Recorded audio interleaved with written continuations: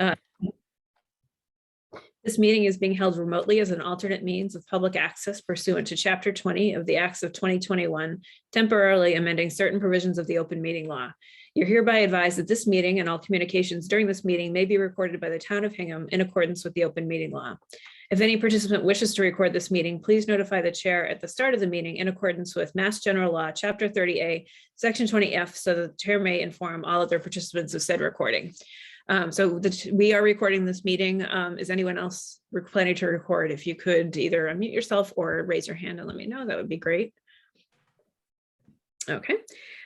Seeing none, I'm Carrie Nee, I'm the chair of the school committee, and I'm participating remotely tonight along with my colleagues Michelle Eyre, Jen Benham, Ness Carenti, Carlos De Silva, Tim Dempsey, and then Liza O'Reilly will be joining us later and will also be participating. And there are 7 people on the call for anyone who's interested in that. So the first item is the approval of the minutes of the school committee meeting held on January 13th, 2022, which was our budget workshop number 2. I'll take a motion. I'll make a motion to approve the minutes of the January 13th, 2022 meeting. I'll second. Thank you. Any discussion?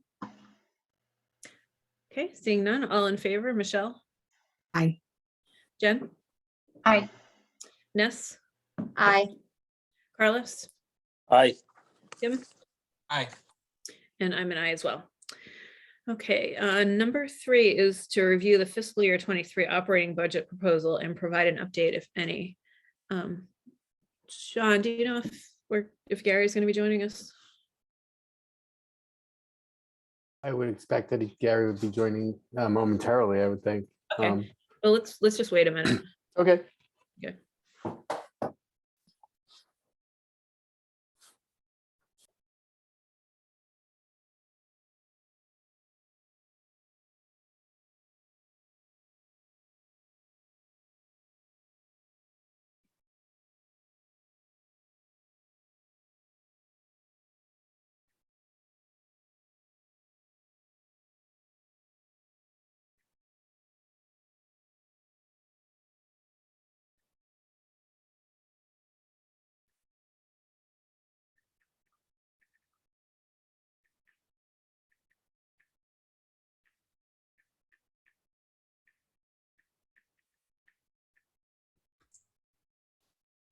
Oh, here we go. Sorry, everyone. No problem. So this is to review the fiscal year 23 operating budget proposal and to provide an update, if any. I wanted to start off before we do that, because I've been having a lot of conversations with people about our budget over the past month or so. I know we all have. These conversations really heat up in January, and as we really dig into the budget and head into town meeting. And it struck me during these conversations that people who aren't immersed in the school department budget and the challenges all year, sometimes we need to provide a little more context. We assume that everyone understands the why behind and the history behind each budget ask, and that's often not true. So as we all work through the budget together, I thought we could start with the big picture, and as we work through each line, try to provide some context for people who haven't been in the weeds the way we all have. I would start with the fact that a budget is a policy statement. We have finite resources, and those fund what we value the most. We fund what we value, and that's true as a school committee and also as a town. Hingham takes pride in our schools, and rightfully so. Many of our students do really well, and it's not uncommon for our children to go out into the world and then come back to raise their own children. However, when COVID-20 hit in 2020, some of our deficiencies were exposed, and they impacted our ability to respond to the pandemic. Last year, we all worked together with the select board and the advisory committee to address some of those deficiencies and to start to remediate student learning loss. And we appreciated it and continue to appreciate their partnership. At the time, we were clear that we were not asking for everything the school department needed. We were asking for the positions that were crucial for our students' recovery. That was the thing we all valued most. We're also clear that it was not a one and done. Students will likely need years to recover from the impact of COVID. And while we all knew that to be true, none of us had any idea of the extent of the impact of COVID would have and is having on our students. And one last point I wanted to make, and that's that this global pandemic is not over, and it's still adversely impacting student education and social emotional well-being. While the students are in the building in this school year is far from normal, and the current circumstances have exposed different areas of challenge, which continue to impact our ability to respond to this pandemic the way we should. We had hoped that the strategic plan would drive this year's budget requests, but the timeline was disrupted when Dr. Austin resigned. That process is now underway, along with a staffing study that Dr. Maestas is working on. So we should have much more data for future years, but that left us with the question of how to approach this year's budget. The direction we gave Dr. Maestas and Mr. Ferris was to budget for what we have in place right now, along with any glaring structural deficiencies, which they've done, and somehow with only a 1.4% budget increase. So as we all work through the budget process this year, and we really do appreciate the partnership of the many smart volunteers who are working with us to get it right, I feel like we're at a decision point as a school committee and as a town about what we want to be and what we want our schools to be. I know I speak for the committee when I say that what we value is a school system that can educate all of our students. We value a system in which families want to keep their kids in public school and not send them to private school. And as we discuss the budget items on the agenda tonight, we value a school system that supports students with disabilities so that their families want to keep them in a district that has necessary resources to educate them. So with that being said, do we have any budget updates? Yeah, just a couple of slides. I've altered the presentation to add a couple of slides specifically catered to tonight. Oh, and sorry, John. I forgot to let Dave call the ACES group to order. I apologize. You know what, Carrie, thank you for that. But I think it's only me and George at the moment. And so Nancy is on. Also. Oh, she is? Oh, I didn't Yeah. see her on the screen. Oh. Yeah, she's not on the screen. She's an attendee. Oh, okay. Oh, that's right. I forgot we're the panelists. Okay. Yep. Yep. So then I will do it. I will call the January 20th meeting of the Advisory Committee Education Subcommittee to order. Thanks, Carrie. Okay, thanks, Dave. Okay, sorry about that, John.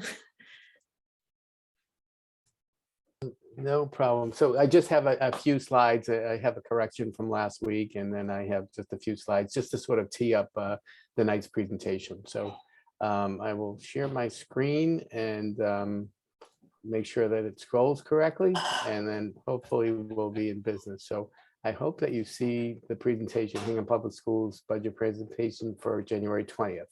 Yep, we can see it. All right, you see it scrolling? Does it scroll? Yeah. Scrolling. It does? Yep. All right, good. Okay, so yeah, let's so what we want to do tonight, here's that, for this budget workshop is we'll give a review. I'll go over a couple of updates. And then we'll receive an update from the Executive Director of Student Services on the FY22 initiatives that are sort of in place and a preliminary roadmap for future years. And we're calling this a preliminary roadmap for future years because the strategic plan may inform this, a little further. So, but Suzanne's got a presentation. We'll turn it over to her. After she gives her presentation about how special ed works and what's going on and some of the figures and factors and stuff, we can actually page through the detailed budgets in the budget document into the accounts that are special ed. These are the 2100s to 2600s. The others, the tuitions and the VOTEX we did last week. But if anybody wants to revisit those, happy to do that. And then hopefully we can allow time to discuss the overall budget proposal and consider future timelines for, other joint meetings we may have, the date we want to do a budget meeting or budget hearing. We have a preliminary date set for February 7th, when the committee may think of a budget vote. Nothing has to be decided tonight, but just wanted to bring those to the forefront just a bit. So just to recap, is this, can I make this bigger? Is that big enough for everybody? Can you see what we would? Yeah, I think it's okay. Okay, so this is just to recap. This is the regular education accounts, and then this is the total budget. So here's a special ed in green, and this is where we're going to primarily focus tonight in this area. We did talk about special ed transportation and tuitions last week. If anybody wants to review, happy to answer any questions on that. And before we've talked about VOTEC, there's only a couple of lines there. So we're going to focus in on special ed, this area right here tonight. So One of the changes or correction that I actually made is, thank you, Liza, she called this to my attention, but, in this budget proposal, I had listed a central office media and communications person. And I had a number of there of $85,000. But however, that is not new growth for 23. That's actually in the budget for 22. We had that number slotted, that position slotted for 22. So it doesn't really represent any new growth to the budget, and it doesn't really weigh into that 1.43%. So I've just changed this a bit so I can show you that there's zero financial impact, but I didn't want to make that central office media and communications position disappear because we talked about that initially. So the overall impact of that is before we had a number, along the lines of 934,000 or 35,000. The actual budget growth items in this budget for FY23 amount to 850,000. Sorry, John, I think the slide you're talking about is not the one that's being displayed. Ooh, okay, so it's not scrolling. No, it's on the special ed and VOTEC page. Oh boy, here we go again.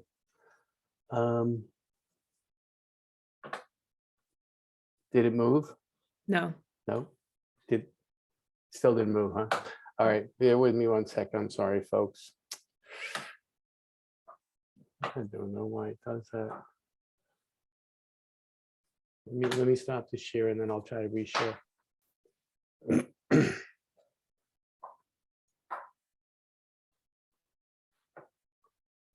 Okay, are we seeing any scrolling now? Yep. Yeah, okay. So that we see in central office media communications at the top here. Yep. Okay, so this is where, I showed the budget. This is the item that is actually reflected in the 22 budget already, so it doesn't represent any growth for 23. So I've actually zeroed the financial impact out, but I've kept the label there so that everybody knows I had that in there before, but that was a mistake. It's in 22, so it doesn't impact fiscal 23. So it's really not playing into that 1.43% growth. So all of that growth is these items in, in addition to regular operating budget or the other items, steps and lanes and the like that would roll into 22. So the total new initiatives for the most part in FY22 is 850,609 as opposed to 934 that I previously reported. And just for reference down here, I've showed that the slide's been updated, effective on April 20th. So you'll see numerous, these will all be on the website. They're in your drive. You'll see the presentation. So down here, it tells you if the slide is changed because a lot of the slides are duplicates from the previous week. They will just review the major drivers, the special education tuition age outs, increased circuit breaker, good hiring that took place in FY22, some retirements and resignations, increased energy and electricity costs is sort of weighing down on the budget. Athletics, an increased use of the revolving account. And generally price increases in this budget are at 4.7% for supplies and the like. And for trades contracts, trades being, repairs of maintenance, equipment, physical plant, really, for maintenance of physical plant, those costs are actually up 6.5%. And these factors come from government published price deflator index. These are the offsets that reflected in the budget. So we always show a net budget. So the net budget means that it's net of all of these offsets. So the totals are sitting on the budget pages, but then we deduct these to show bottom line totals to come up with the total budget.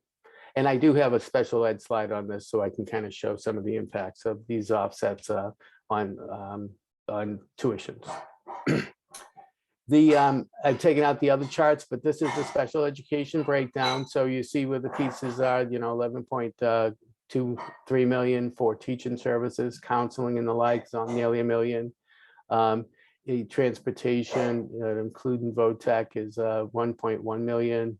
Tuitions net of circuit breaker, and includes VOTEC too, is 1.5 million. So this is just gives you a little a visual of what special education looks like. For the pie chart for spending this year. So this was a discussion. So one of the big items and the big driver this year of this budget and why it's 1.43% is because special ed tuitions are significantly lower. And that has to do with a sizable number of age outs of students that previously were in out of district placements, but have now reached the age of 22 and are no longer under the school's purview, if you would. So, and we put this chart out there because no one should read a trend out of here. We don't want people to read trends because this could be very fluctuate. It could fluctuate at any time. It could change year to year. You see here we were higher. We came down lower to like 3.6. Then we peaked over here at 5.1, and and now it's aging. We've had the age out, so we sort of dropped a bit. So what I have here is gross tuition. So this would be the number. See, no one sees the gross tuitions unless you look at the detailed budget sheet. So this is gross tuitions, but this is net tuitions. So the net tuitions here are really this number after I subtract out. The big one here is circuit breaker. Okay, circuit breaker is a reimbursement that comes from the state. It's typically 70. It's supposed to be 75% after you pay after the district pays the foundation budget amount for a student. And that amount, I think, is somewhere probably in the vicinity of $44,000 to $48,000. So any student, if they exceed expenses of $48,000, the state gives us a reimbursement based on circuit breaker, which should be up to 75%. Sometimes it's 70%, sometimes it's 72%. We typically, but our budgeting for this is always in arrears. So when we budget this minus $1,881,131, we already have that in the bank because those were the circuit breaker amounts that we will receive in FY22. They'll be sitting in the bank. So we know with 100% surety that we will be able to offset tuitions next year using this money. So we're 1 year in arrears here. And then this was this green line back, this was like 2012, 2013. Back in those days, we had some excess classrooms and we were actually leasing some space to the South Shore Educational Collaborative. So what we did was, we ended up getting credits on our bills for those tuitions, but we wanted to show the full tuition. So you see that there's some small amounts of offsets here, reducing the overall tuition amount. Then we got full space and we couldn't fit anymore. And then back a couple of years ago, back in 2020, Karen Toomey and I in my office, we decided to start changing the use of our IDA grant. The IDA grant is a grant that's typically somewhere in the vicinity of $1 million. And for years, we always charged people to that grant, and people being teachers. And when you do that, the state automatically takes 9% for the MTRS. So, where we used to do $400,000, $500,000 worth of teachers, the state would take 9%. So we're losing $45,000 to $50,000, for, charging people. But if you charge contract services or tuitions, you don't have to pay the MTRS. So we just started migrating the use of that grant more towards tuitions and contract services. So we're not charging people off so that we have that available, an additional $45,000, $50,000 available for spending. Are there any questions on that before I go on? I'll explain more, but so that's really a more beneficial use when you can use your grant money, not for people, but use your grant money for contract services or those types of items that don't represent people because we don't have to pay the fringe retirement piece of that. So net, you have these numbers and then you're subtracting out these two lines, and that's how you get down to this net number. All right, so, and then see, look at this. This is 767 negative. These are all negative. They're below zero. I would have liked to see the chart up there, but it was just, they had to put zero somewhere. But, look at 776, 1.1 million, 1.3 million. Then it started accelerating as our tuition started accelerating. 1.7 million, 1.62, almost 1.8, and this year almost 1.9. So this will fluctuate too, and that's a wide fluctuation, right? This could fluctuate $200,000, $300,000, $400,000, $500,000 a year. And it very well might do that because of the drop we have in these tuitions, right? It probably will next year. So that doesn't mean that our budget like automatically spikes up again. I mean, we'd have to have a bunch of new students come in to increase the number, which might happen because we could get placements at any time. And when they do, we have a responsibility to service them. So what I'm saying is we can't read a trend out of these lines. We can just sort of accept the numbers as we go along, as these are the numbers. We can't really bank on these numbers staying high negative or these numbers dropping off. They could start going back up, just like we had an increase over this period of time, and we peaked out and now we're coming down. It doesn't trend like regular people because you just never know when someone's going to move in. So I presented this chart just so that people have a visual. I hope that explains a little bit of how the tuition number works, because the special ed tuitions are the big driver in this budget this year, where they're down like $1.3 million. And this is just the data table that goes along with this in case you can't see those numbers so well. And for principals and other directors and other people, these charts are in your budget file as well. So hopefully that moved. The budget risk, so we don't include the 4 pending VOTEC applications. We haven't heard anything new on that. I'm not aware of any new place requests at this point either.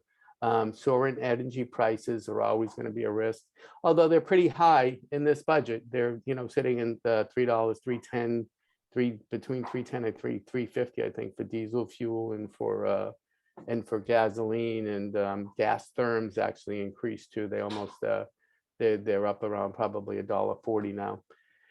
So it's if we have a bad winter, anything can happen with that. But new special ed placements, so that's really key, right? That's new special ed placements can in fact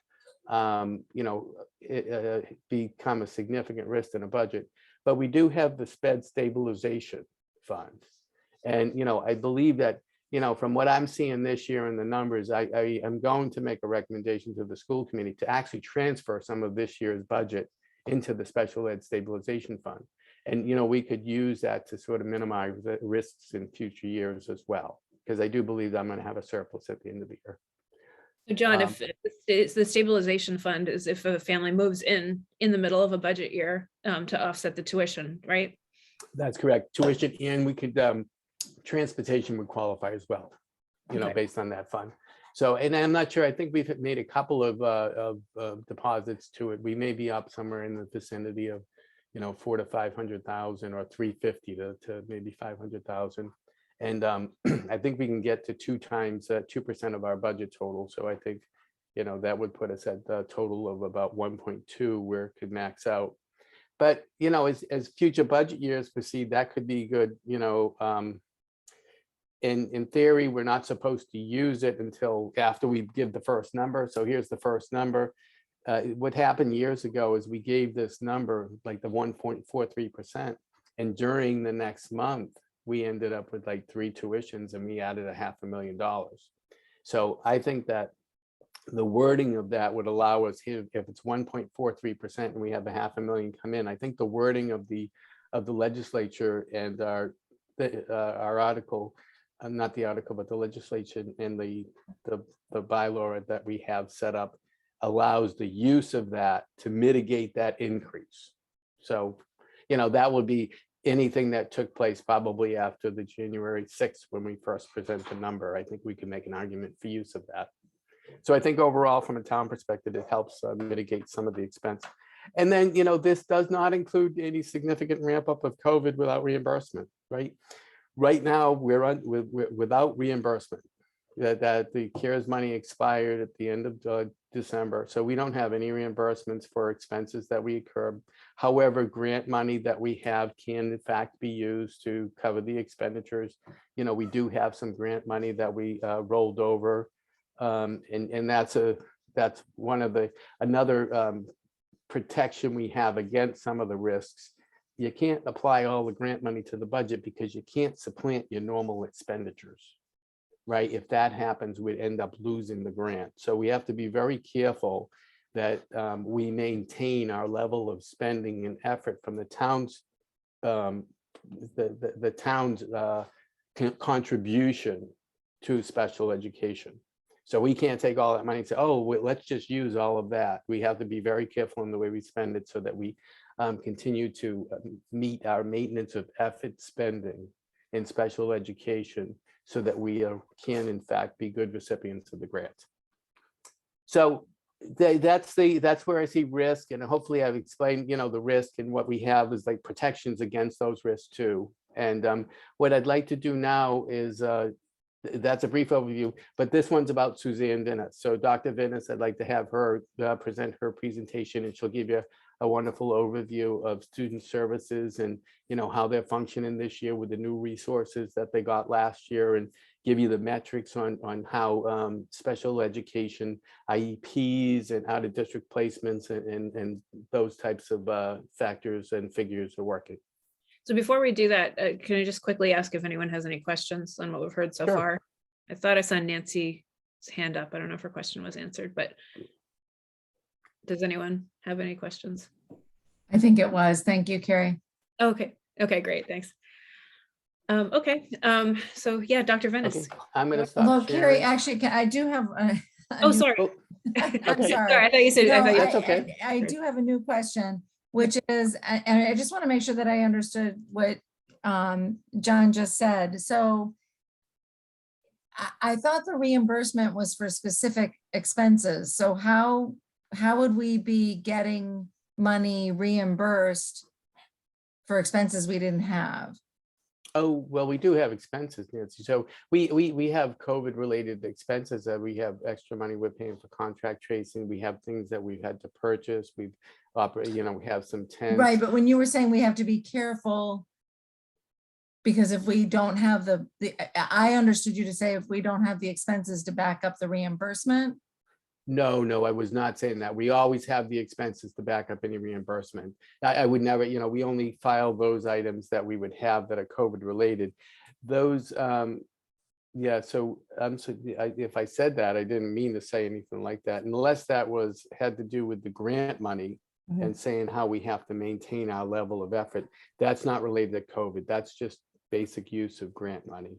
Okay, all right, I apologize. All right, I conflated the two. All right, thank you. Okay. Great, thank you. Okay. Okay. You ready? Thanks, Sure. Suzanne. Okay, I am gonna share my screen. I have some slides to show you tonight.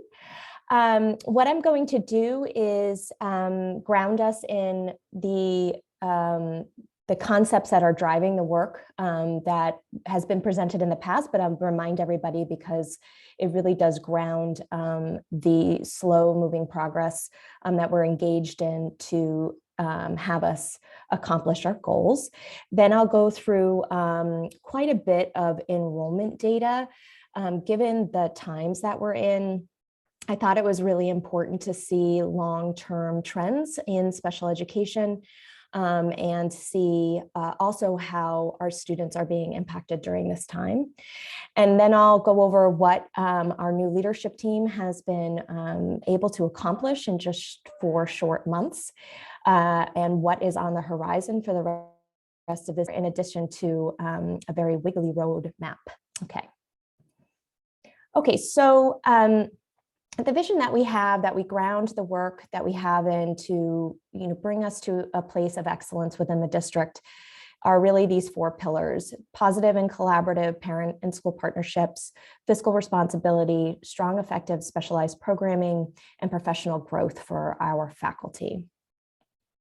One of our, what we have taught our faculty about is the idea of conceptual frameworks, and that we need to look at the instruction that we're providing to students and the philosophy that we have behind it and have it be grounded in conceptual frameworks. Generally, many special education programming really rests itself on legal framework because of the mandates and regulations, et cetera. But one thing that ends up lacking if we only follow a legal framework are the very specific child-centered concepts that come out of child growth and developmental psychology, and a very intense look at student skill development, more looking like a medical framework. And so we really want special education to rest in between these two conceptual frameworks where we are abiding by all of our regulations and the entitlements that children have, but also taking into account developmental growth, child psychology, and multidisciplinary teaming. And in order to really do that, we need to move into a transdisciplinary model, which will take a series of years. And just as a reminder of what transdisciplinary models are, it's a model of practice that's grounded in scientific inquiry that cuts across disciplines, integrating and synthesizing content, theory, and methodology from any discipline area, which will shed light on the research questions. So in terms of the work that we do, if we have a student who's struggling in a particular area, we want a multidisciplinary team to come together, similar to that of doctors who all participate in a student's medical planning if they have really complicated medical issues. We would do that from an academic standpoint. And by engaging in this practice, it promotes a unity of intellectual framework and it supersedes like singular disciplinary perspectives, which if we function in that way, we can often miss different aspects of development that could be impacting academic acquisition or social or emotional development. So it requires all relevant providers working together, crossing disciplines, so that communication, interaction, and cooperation are maximized among team members. And the major goals are to provide more coordinated and integrated services to meet the complex needs of children with disabilities, and provide intervention across environments and across staff so that students are working on the same skills across multiple contexts and with multiple providers. That way they're getting the instruction in the domain of deficit that could be spilling out into different skills and activities that they might be engaged in. So that's what's grounding our work. As we move through this, of course, there might be some adjustments as we welcome Dr. Adams, who does have a strong special education background, and with the strategic planning. So right now, this is what's grounding our work, but we're certainly open to expanding these ideas to match whatever strategic planning occurs this year. So I'm going to take you through some enrollment data, and I'm going to explain the graphs as we go along and point out certain things, because I did some comparisons that may not be as explanatory when you look at the slide. So this is special education enrollment. As you can see, we have continuously increased our number of students who are on an active IEP. Our out-of-district numbers have stayed pretty steady, sometimes dropping down, but generally speaking, we stay within the same domain of numbers for out-of-district, which is really positive, I think. But what you're going to see here is an increase of 100 students in special education in the last 4 months. So all of this data from 2016 to 2021, these numbers were pulled from June reporting. I know we use a lot of October 1 data, but in special education, we really only have a good sense of what our trends are by the end of the year once we've gone through entire cycles. So strategically, we pulled data from June so that we could show what the end of the year looks like. Except, of course, for 2022, we've only been in school for 4 months, and we've already seen this kind of increase. Here you can see the percentage of students in special education by school. What I found to be comforting about this is that they tend to trend generally across the board with some type of consistency. So it doesn't appear that any one school is really outside the norm. The reason why East is that high is because it includes the pre-K. So without the pre-K, the East numbers would be more nestled with the other ones. And then when you see that spike with PRS from 14% to 21% between 2020 and 2021, I suspect that that is mainly due to the drop in enrollment at PRS, which had a higher drop of enrollment than other schools in the district. Okay, this slide shows the number of special education evaluations that are completed by year. The green line is the total number of evaluations. So you can see the dip in 2020 because there was a period of time where we struggled to be able to do any in-person assessments for a period of time. Then we ran a summer evaluation clinic, started to catch up. But I believe that families preferred to postpone until children were back in school. So that dip in 2020 tells me that that's a result of the pause of in-person engagement. But what you can see from 2019 to 2021 is an increase of 100 evaluations. We don't have 2022 listed here because it's only been 4 months. It wouldn't be a fair representation of where we end up at the end of the year in terms of evaluation. The red line shows the number of reevaluations, students who were in special education and were reevaluated to determine whether or not they were going to remain in special education. And then the blue line is the number of initial evaluations. And you can see the increase there, which tells me that families are worried about their children during this time. This slide shows the number of initial evaluations. So students who are not in special education, who were given the initial evaluation, you see that 278 number up there from 2021. The red line shows the number of those evaluations where the child was found eligible, which is 106 if you're looking at 2021, and the number of evaluations found ineligible, which is greater than that at 172. And this is a trend we tend to see where we have more referrals for evaluation than students who present with an impairment or a disability. And so that again tells me that families are concerned about their children and want to have them evaluated at this time. This slide shows you the number of reevaluations only. And the purpose of this slide is to demonstrate how students are exited from special education and the rate at which that happens. So in order to be exited from special education, you have to be found ineligible for special education following a reevaluation. And what you can see is that number is fairly low. And what that says to us is that once students are in special education, they're generally there to stay. So we're not going to see a significant change in our enrollment simply by students who are being exited because that number stays relatively low. This slide shows eligibility for special education again. So it's just another emphasis of the difference between the ineligible and the eligible. This one is an opportunity to show what students in either special education are on a 504 plan or at a district. And what you can see is a significant increase in the need for 504 plans. We went from 279 in 2021. It's probably not the fairest number. So if we kick back down to 2019, 317, we're now over 400, and we've spiked that much only in the last 4 months.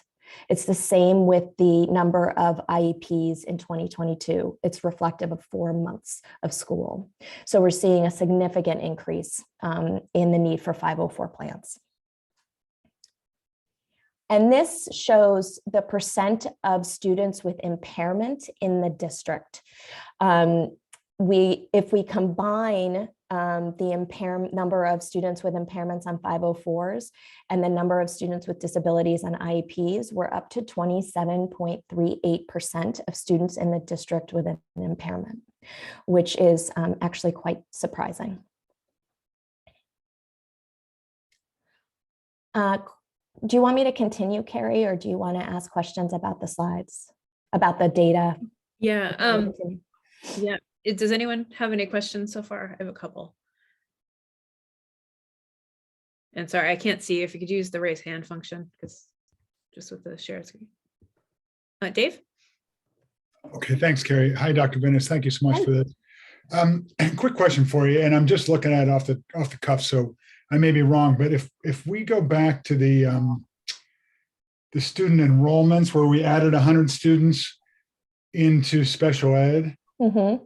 and then we look at the percentage of students by school in special ed, the one thing that just struck me, and maybe I'm just thinking about the math wrong, is that if we added 100 students to special ed, so from 564 to 654, I would have thought that we would have seen a percentage increase from 21 to 22. And I don't really see that except for possibly at the middle school. So it was just a question. We don't have to solve it right now, but I was just struck me as weird that there wasn't a higher percentage. If we added, if 100 new kids came in, I would have thought there'd be a percentage change in the schools, but. Well, the percentage, I not being a very strong mathematician, I can try to take a stab at explaining what may be causing that. And if our enrollment drops, the overall enrollment, then that might be what we're seeing. Yeah, no, I thought, well, as they say, we can leave it as an exercise for the students down the road, but. That's a really good point. So you might just ask, I'm just curious because it struck me that it would be higher. And then my second quick question is, for those of us not steeped in this process, can you just describe a little bit about, I'm assuming that if someone is someone recommended for an evaluation, is this a teacher determination? Is this a parent determination? Is it a special ed staff person determination? Just help me understand kind of how the top of the funnel gets filled with these students, so I can get a better handle on that. Thank you. Surely.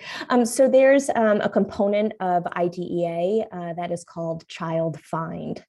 And what that means is that we have a responsibility to seek, find, evaluate, and serve any student in our community who may have a disability.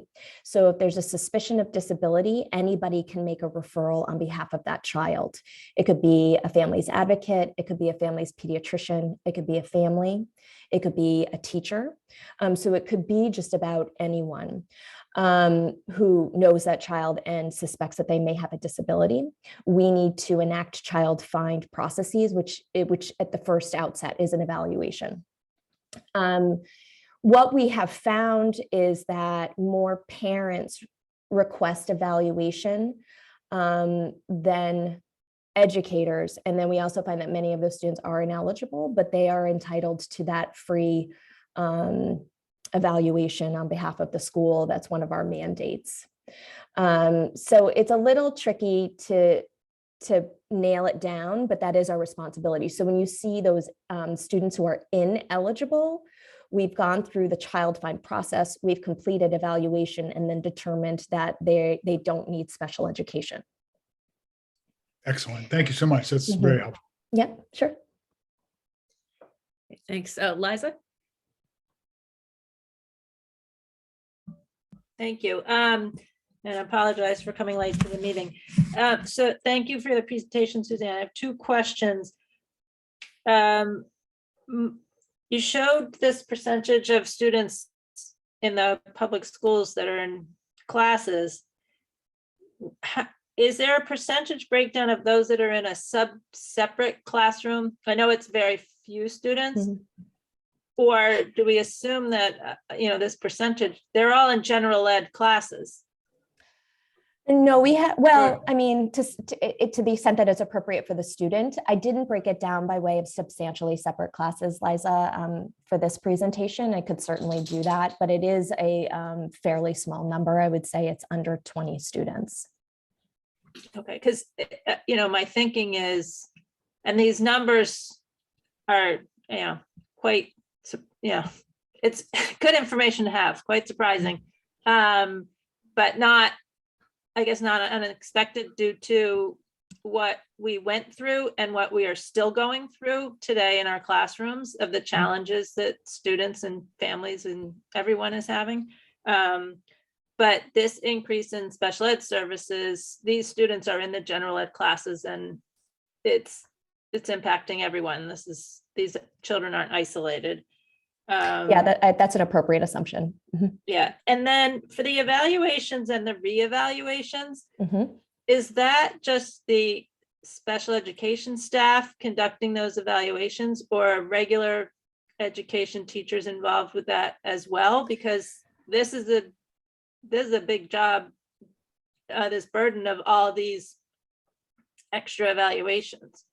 Yes, it is. The number of hours that our practitioners have to put into one single evaluation is anywhere from 5 to 10 hours from start to finish, between the evaluating, the analysis of the data, the report writing, and then the presenting at the meeting.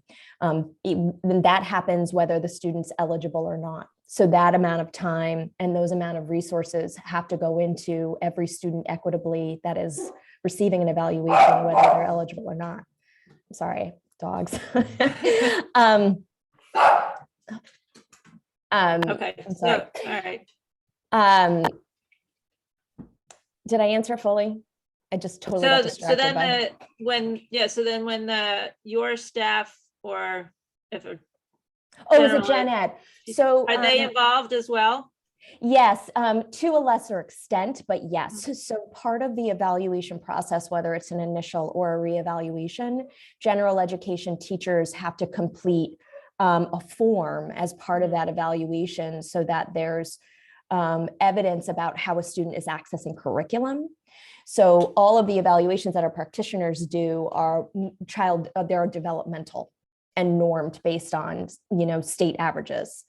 But the general education teachers' participation comes in the form of completing this document, a state-generated document that has them talk about how the student is in class and are they meeting state standards and do they require anything special in class, so that data gets incorporated into the eligibility determination. But then they also have to participate in the meeting. But there is no lofty written report. It's not the extent to that our psychologists and speech pathologists and occupational therapists, et cetera, have to engage in. Yeah, so, okay, so it's a good thing we added the director of elementary and secondary education this year. Yeah, I'm excited to share some of the stuff we've been doing when we get to that part. Okay. Yeah. Well, thank you. It's certainly just bodes to the challenges we've had this year. So Surely. thank you. Yeah. All right, thank you. Jen? Thank you. Suzanne, can you go back to the enrollment slide? With the that had 504? The 504. Yeah, Thank you. there we go. Mhm. So is that on the 2021 for the active 504, that dropped from 20 to 21? Is that possibly due that those students then moved up to an IEP, or is it just? That is possible. It's also possible that they graduated. Okay. It's also possible that they no longer require the 504. Okay. So 504 processes are they run parallel to IDEA, but they're not the same, because 504 is a general education plan. Yeah. So I can't, and I'm only just getting into 504 this year. So those are the only things I can think of without really delving deeper as to why there was that dip. But what I know now from meeting with the counselors and hearing from them, because clearly they're they're on the receiving end of this work. So I know that they are overloaded, and I know that they're very stressed, and I know that the volume is very high. And then when I did these numbers, I was like, oh, well, there we go. It makes complete sense. Like, of course, they're overwhelmed and stretched, and our resources are thin because the number of students who are exhibiting anxiety during this time has certainly increased. I don't know that that's tells the whole story of that increase in number, but I do know that that there's a higher level of anxiety going on right now. Absolutely. And then I'm sure you can't answer this indefinitely, but I'm assuming that this trend is districts are seeing this across the board, that this is because of COVID, and all the districts are facing these increases. I would agree with that. I pulled some of our surrounding district percentages, and Westwood's at 17%. Okay. I didn't do trends on that, so I'm not sure where where they went from to get to 17%. But when I saw our percentage going from 13% to 16%, it concerned me. So then I went and looked at some other surrounding districts, and they're hovering around the same number. Okay. Also, coincidentally, we have a conference call tomorrow with the Commissioner for Special Education, and the topic is eligibility. So I'm curious to see if the state is starting to realize how significant this is. Right. Thank you, Suzanne. Tim? Sure, thank you. I especially appreciate all the context you gave around this and didn't just focus on the numbers. I think looking at the increase in special ed students, I know like a third grader with dyslexia will need very different services than a high school student with an anxiety disorder. Is there anything prescriptive in these numbers about what types of services you think kids will need? I know you kind of talked around about this a little bit already, but I do. I mean, social emotional supports is definitely something that we need to pay attention to. And then I really do suspect that there's some developmental delays in our youngest kiddos, because if you're a 3-year-old in our preschool, you had very limited exposure to other children. You had limited exposure to language. Children learn language best from other children. And many of these little ones were not really around a lot of children for the past 2 years. And so we're seeing some like language delays and fine motor delays going on in our youngest learners. And then, your standard learning disability, reading and math, I would say are significant areas. We're not seeing a level of severe disability. So we're not increasing numbers in our self-contained classrooms. These are students who are in the general population who are exhibiting these issues. Yeah. Awesome. And I also just wanted to point out, thank you for talking about the 504s. While these are housed with the Department of Student Service this year because of last year's budget, that gave two special ed directors, which then took enough of the work away where we could put the 504s housed in with student services, which is where they belong. Correct. And where both places have them. So I think that's, talking about the budget, I just didn't want that to go unnoticed. That I'm not as intimate with the 504 data yet, but yes. Great. All right. Thank you. George? Thank you, Carrie, and thank you, Dr. Vinnis. Just a couple of questions really to help me to understand some of the data you're presenting. So you had a remark, and I forget the number of kids exactly, but the number of students that once they're enrolled in special ed, they tend to stay there. Yes. And I guess my assumption, and just an assumption, would be that through the extra intensive efforts they're receiving, they would eventually migrate out of special ed and back into regular ed. And apparently that's not a correct assumption. So can you help me understand that? Sure. So that's certainly the goal. Our goal is to put ourselves out of business We want to provide students with the strategies that they need to compensate for their deficits. But given the life of the student in school and the demands and the rigor that exists, they don't only need instruction on compensating for a skill deficit, they also need support with the instruction that they're receiving in the general education classroom. And as the years have gone by, the rigor and the demands and the standards for achievement in general education have increased. So our students continue to require a level of support. That would be my assumption. A disability does imply that it will exist forever. So depending upon what that disability is however long it may take to compensate for that disorder. And that depends on the cognitive circumstance of that particular child. Okay, and do you see where the level or the percentage of students that are migrating out would be consistent across different districts? Would Hingham be an outlier in one way or the other, or is this typically what you would expect? Yes, because the percentages across the state stay relatively similar. Like we're all seeing a spike right now, right? Okay. And we've been traditionally lower than the state average. The state average has been 16% for a really long time. Okay. And we were previously at 12. So we have been traditionally under the state average. We are getting close to it now, I believe, because of the circumstances that our students are in right now. Okay. All right, thank you. And just one other question, if I understood you correctly, and I'm going to need some help with some definitions, but you said, if I wrote it correctly, 27.38% of students have an impairment. Mm-hmm. And that's a total of 654 students, is that correct? No, that would be a combination of both 504. Yeah.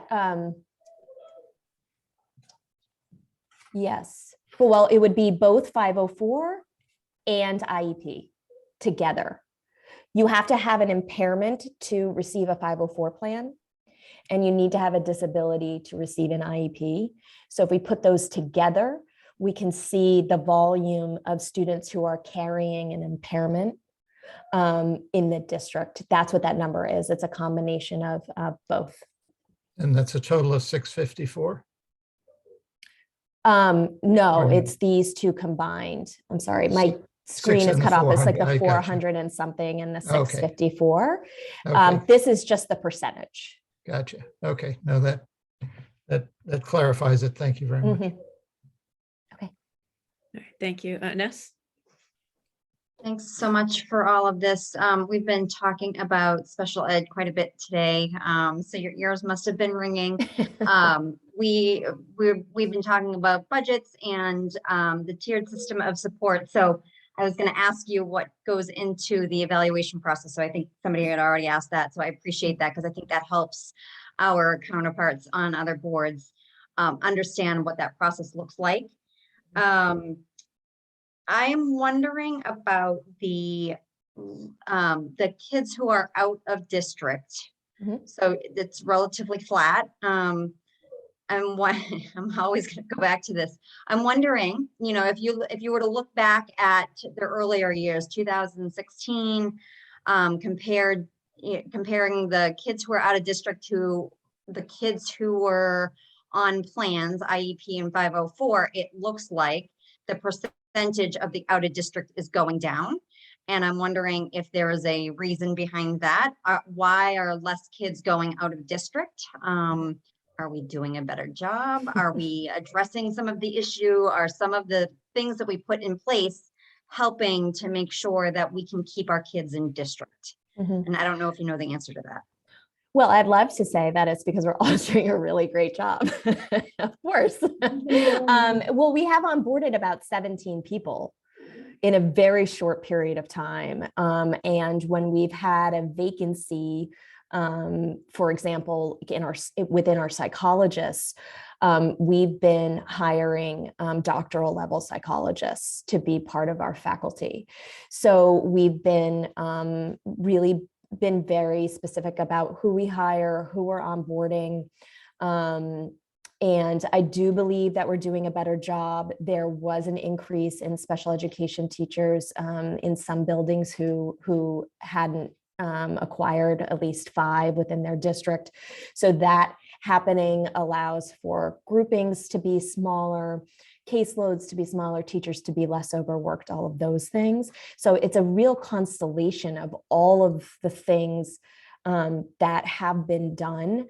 And it's also just a reflection of who the students are right now. So that's the piece that is not trendable, is not controllable. We serve who we have. And if we don't have enough students with a particular disability profile, we're not able to offer them an adequate program with an adequate peer group where they have like a strong school program. And so those students need to go out of district so that their needs are met. Usually they're fairly unique, specific. Sometimes there's medical components involved there. And then they also have a peer group of other students who are similar learners to them. And that's a piece that has absolutely nothing to do with the work that we're doing. It is completely reflective of who that student is. But there are children that we should always be able to serve in district, and students with learning disabilities and communication disorders are examples of what we should absolutely 100% be able to serve those students. And those are they make up the highest disability in special education. Disability type in special education is primarily learning disability and communication. All right, so my next question is, there is a significant increase in asks for assessments.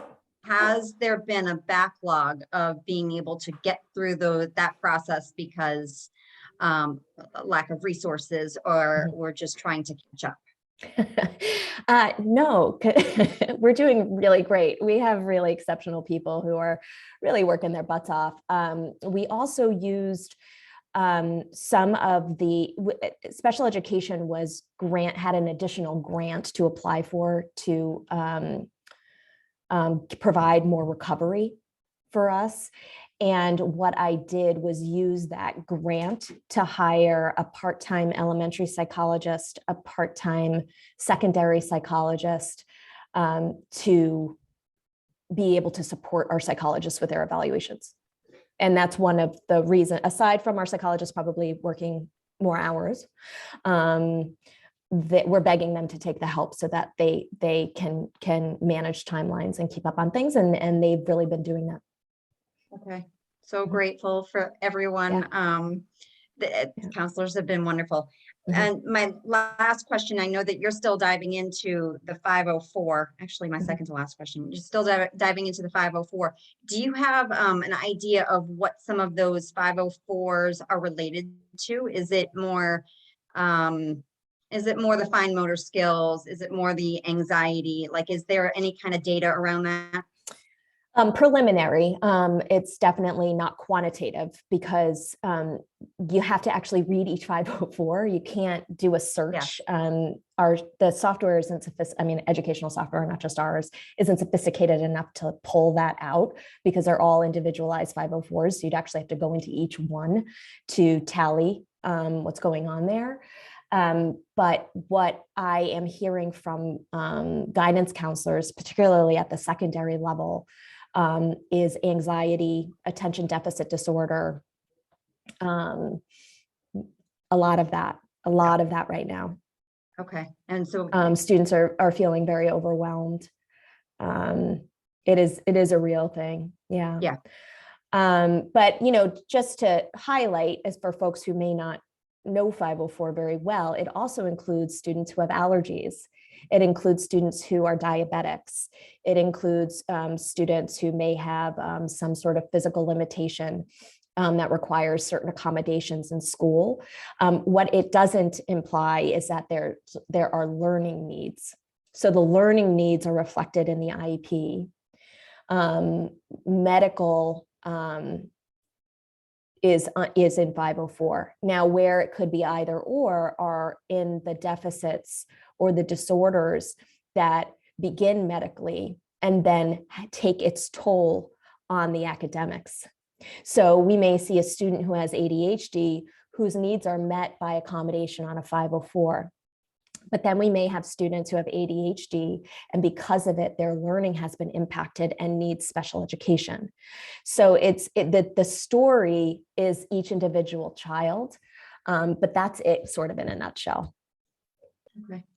Okay, and then my final point, I wanted to go back to the percentage of students with impairment at 27%. That, I mean, it's such a jump, and we knew that this year was going to be extraordinarily difficult. Do you have any idea if that is in line with other districts and what others? I mean, okay, it's just such a jump that.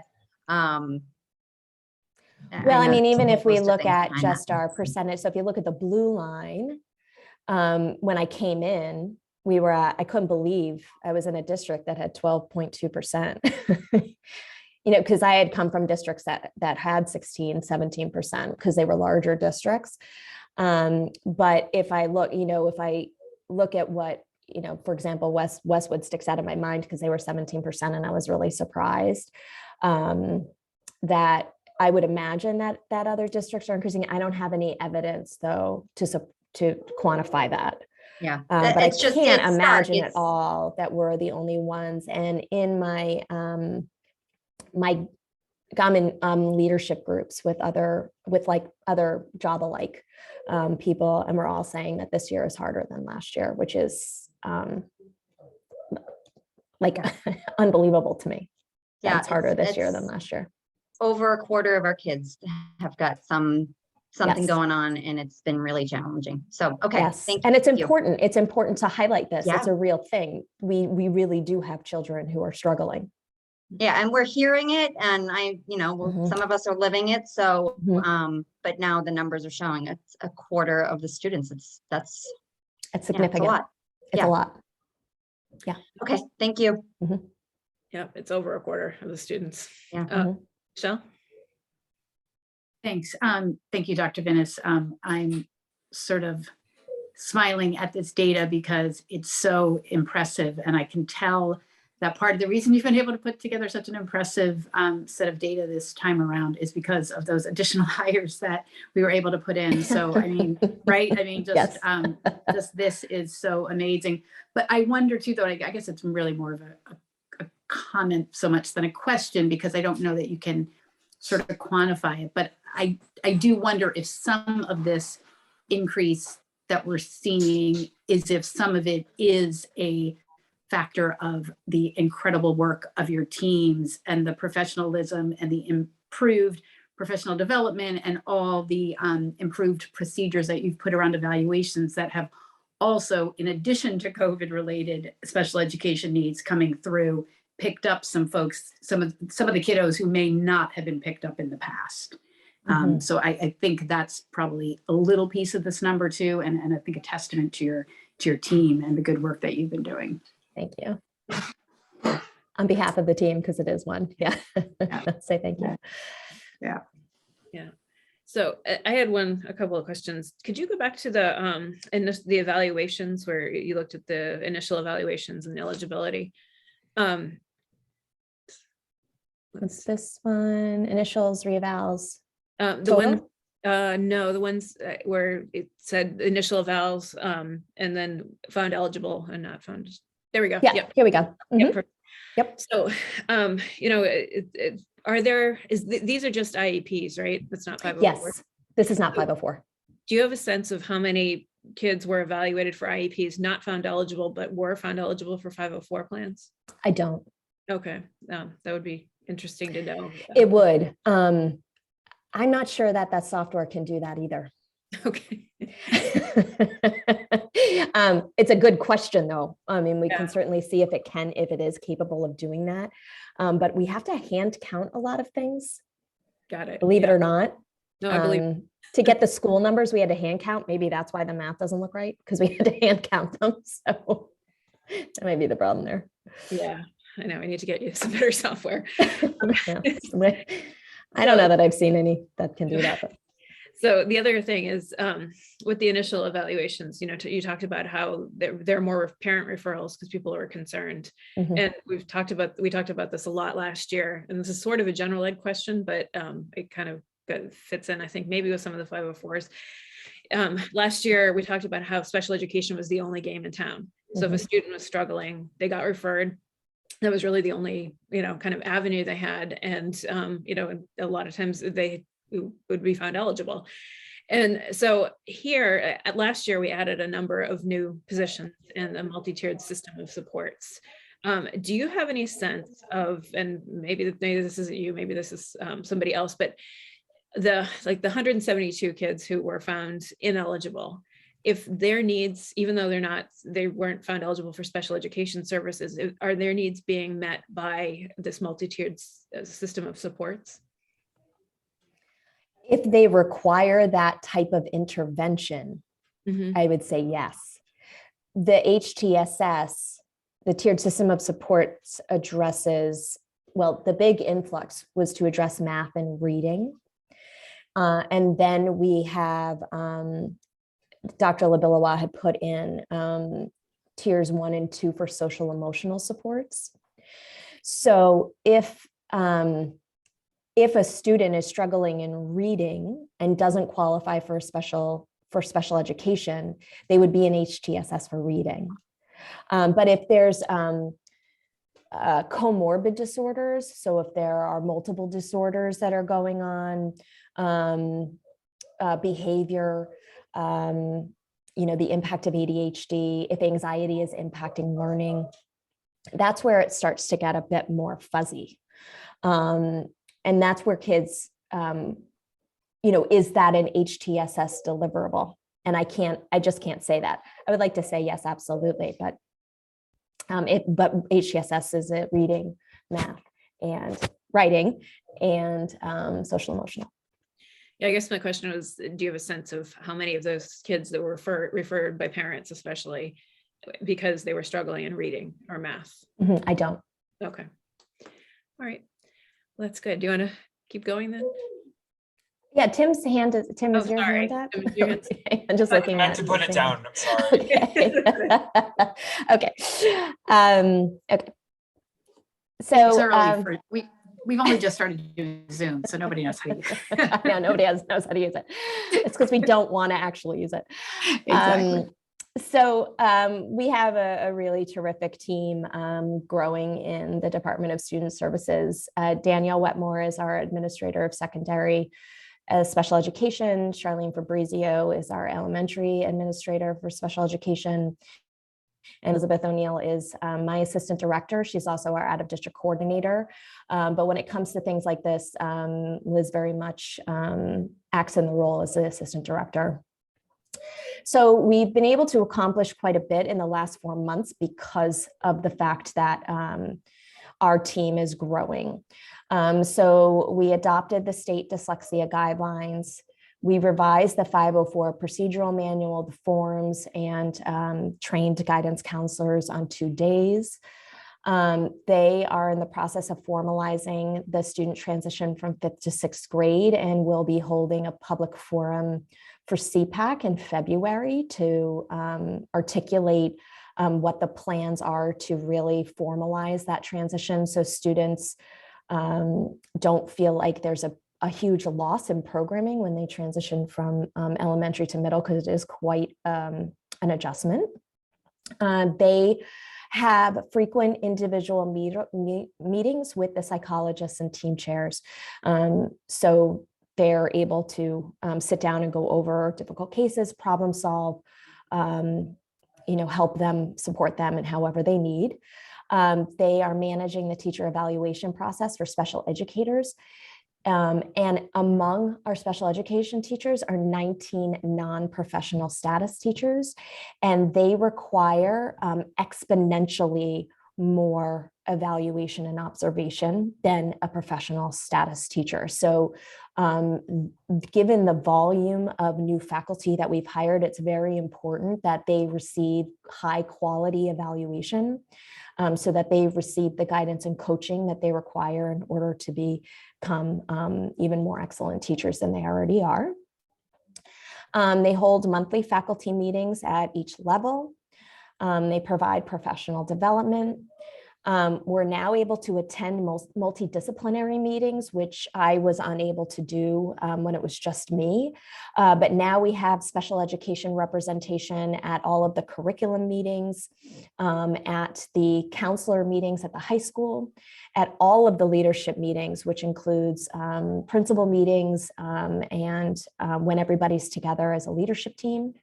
And Charlene is actively participating, as am I, of course, but Charlene is actively participating in the HTSS rollout so that she's representative of those elementary kids.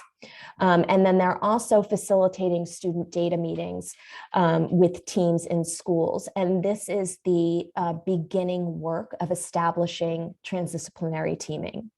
So these little data meetings that they're doing hopefully will expand and become more formalized to become a transdisciplinary model.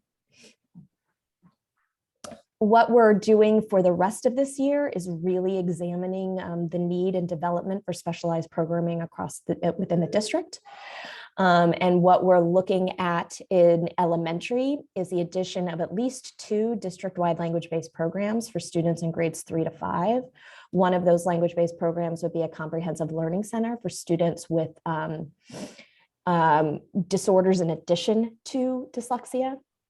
And then we would implement a language and academic home-based program for students with dyslexia. At the secondary level, we are going to hopefully be able to put in a comprehensive learning center. We need to establish a 9th grade language-based program for our 8th graders who are coming up out of the middle school. They were our first pilot, and now they're leaving middle school and coming into high school. So we are going to prepare for those students. And then we also would really like to establish a home base for students with high functioning autism. Similar to that of the supported learning center that we put in place a couple years ago to address internalized social emotional difficulties. So what that looks like is that there is a teacher, a special education teacher always available. And if it's not the special education teacher, they have a para as part of their team so that students who may struggle in the general education population have a place to go when they're having a challenge. So we know that our students with high functioning autism can struggle with some rigidity, demands, and social pragmatics and managing adolescent conflict among peers. And right now we don't have a place for those students to go to when they're struggling throughout the day. So we would like to focus on that so that we can provide those students with a bit more specialization. We're also engaged in research analysis on these topics. So we're going to begin looking at the curriculum that our special education teachers use, making sure it's up to date, making sure they have everything they need, and really building on supplementary curriculum for them. So if a student isn't accessing or really just managing the way information is presented through a certain curriculum, we want to have an alternative to utilize for them so that they have an alternative type of presentation of the material.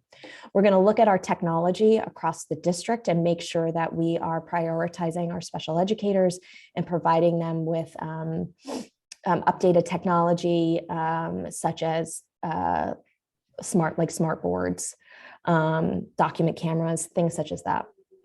We're going to be expanding our software. We're just purchasing a a progress monitoring tool so that our teachers can take data online instead of hand taking it. And then we're also going to be rolling out a software program that supports them in writing their IEP goals, progress monitoring, and making sure that they're aligned with state standards. We're going to be looking at making our case screening process more efficient. I think that we spend more time on case screening, and we could make that process more efficient.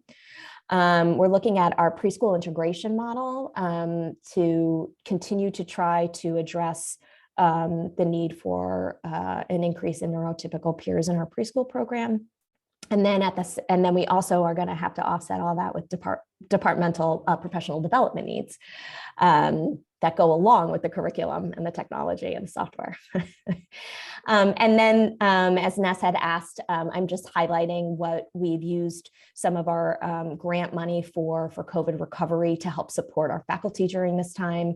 And that's the part-time elementary psychologist, a part-time secondary psychologist, part-time secondary special educator, part-time elementary special educator, and then 2 contracted speech and language pathologists.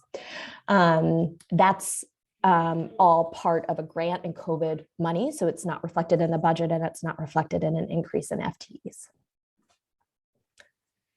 Okay, so our roadmap moving forward is the squiggly road and not the straight one.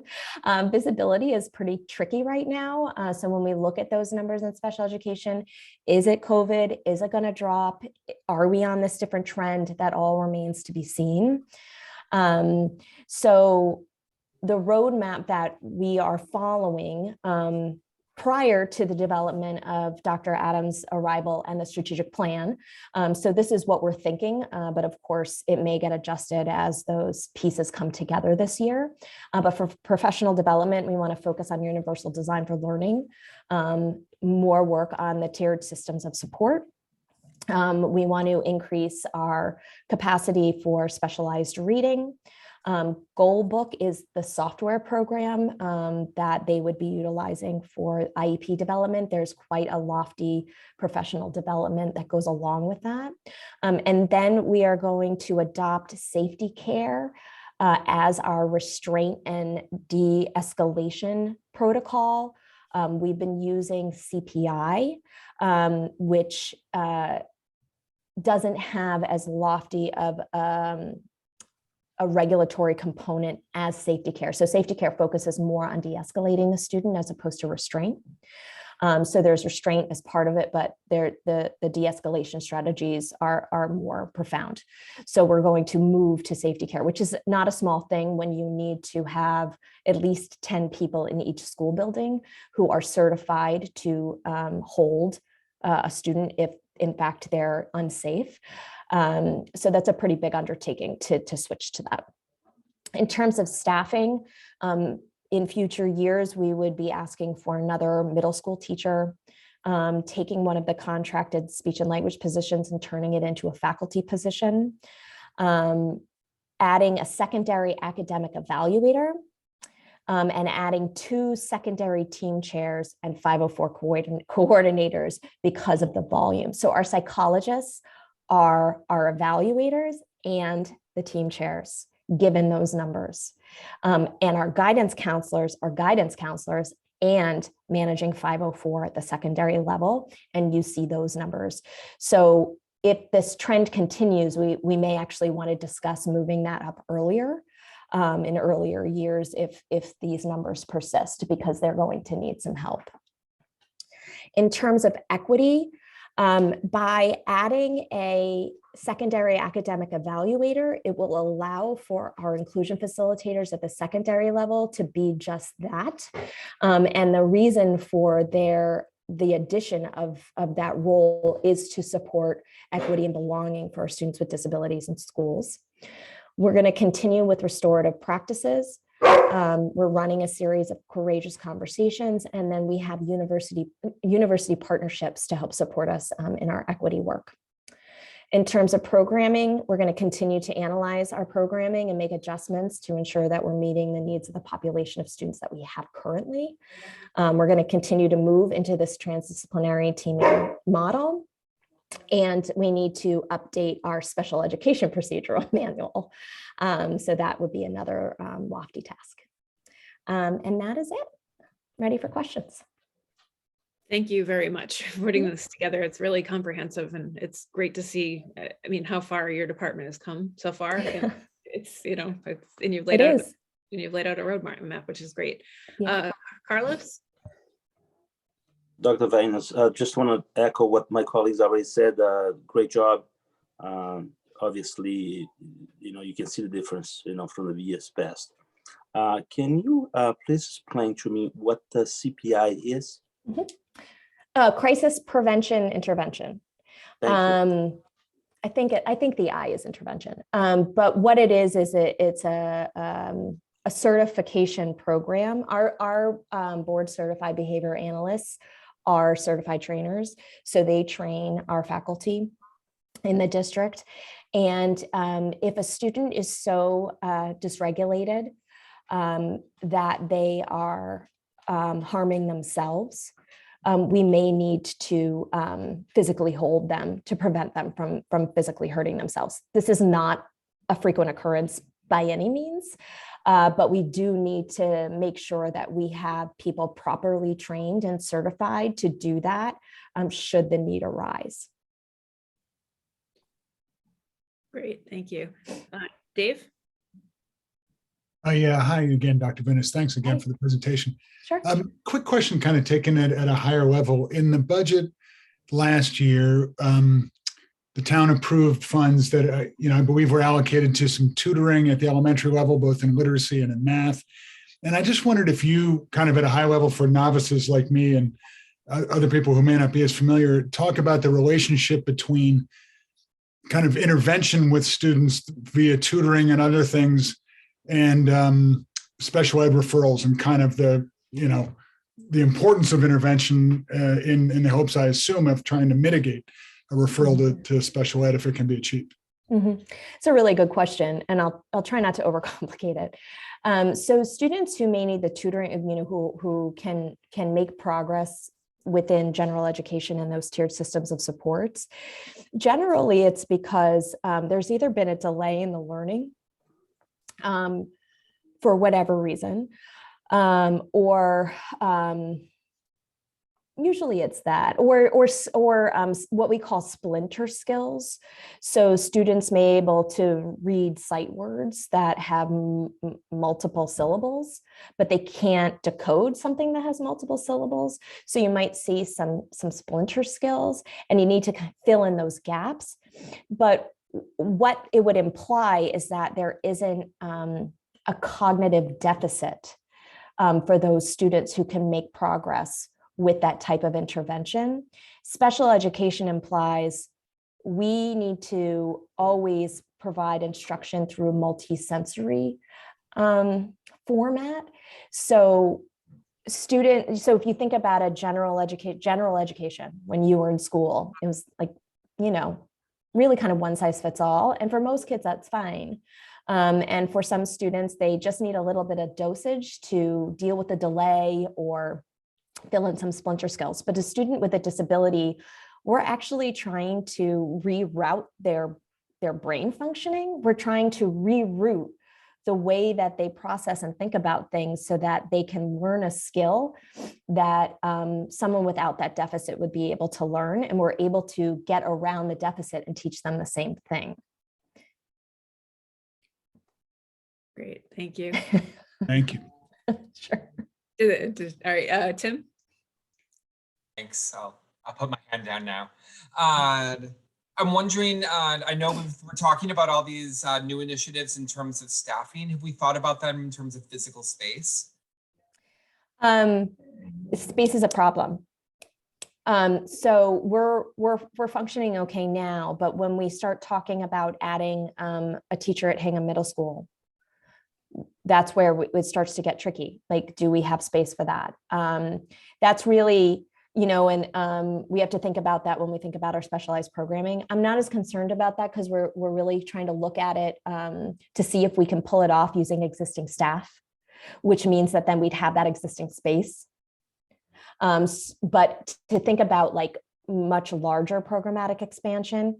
We can take the preschool, for example. We'll have, I believe that when Foster is built and we have more space, we'll have more availability to expand programming. Or, you know, for the preschool, it will allow us to offer more days or more full days so that we can appeal more to the community. But right now we only have 4 preschool classrooms. So we have to manage our numbers so that we don't go over those 4 classrooms because there's no other space to expand preschool. So we're really looking like when Foster is built, then we have the opportunity to think about more space. We are going to have to start thinking about secondary. Great. But yes, space is a concern. Thank you. I just had one when you talked about the initiatives and the language-based programs at the elementary level, and they're for grades 3 to 5. I was curious why it wasn't for the younger grades with the early intervention.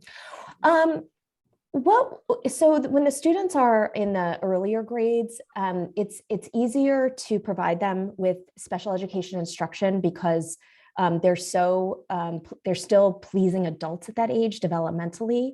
That feeling of needing to be pulled out of the classroom doesn't feel, they are excited. They actually want to leave and go with a special person. So that works, but then also to not take away from the integration opportunity that is relatively successful in K-2. That's not usually where we see the challenges start to arise. It doesn't mean that they wouldn't get their services and in the location that makes sense for them. But at that age, it really is a more successful opportunity to integrate them. And we don't want to place them in substantially separate settings at that young age, not giving them the opportunity to grow within that general education setting. Certainly, if there are students who require that, we find a way to give them that. But what we found is most of our students in K-2 can manage fairly well with differentiation at that young age in the classroom. It's when the curriculum really starts to move, when there's a lot more analysis, a lot more writing, that's when some of that intervention really needs to become more focused. Great, thank you. That's really helpful.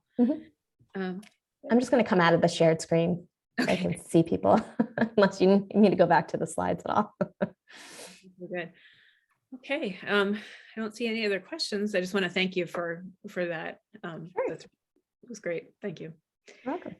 Okay, so now we're going to review the budget proposals. So, John, is this you?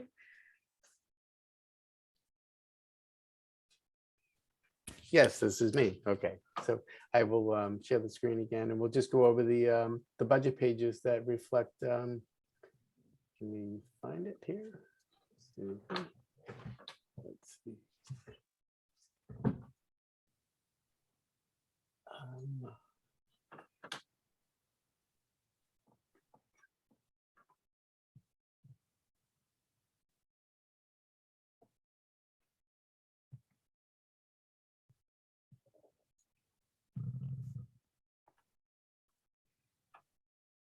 Okay. Let's see. Did the sheet come up? Do we see the special ed? Do we see some yellow and some green? Yep. Okay, good. So, yeah, so we'll go over the special ed accounts. So there haven't been, in this budget, there's not a lot of additional money or funding that's going into special education. It's primarily the staff that we hired last year that's sort of rolling over into next year. This is the administration, really. You can see the impact of the field-based fed directors here in the 2100 account. When you get into 2300, this is 2300B, this is the teaching staff, really. And they're broken down. We had some hires, last year. Now they've rolled up into this number. And then show this, here's some offsets. So this is the IDA funding, or this is that large grant, about the $1 million grant. The 158,000, that's really for summer school. We can charge paras, and we can charge teachers there because summer school is not within the MTRA this contract, so we don't lose that funding on there. We have some offset here of 145,000 for the funding of paras, and that's would also be for that's Hingham Trust, so it's not impacted by the Hingham Retirement Trust. This is often we have the money coming from the pre-K account, $200,000 offset from pre-K, and that's a balance. We typically have that money. We didn't. I don't believe we spent much last year. Probably didn't spend any last year because we gave all that money back. So we can throw an amount of that into the budget. IDA funding did the paras, and then here's some more IDA funding here. The 240 for contract services.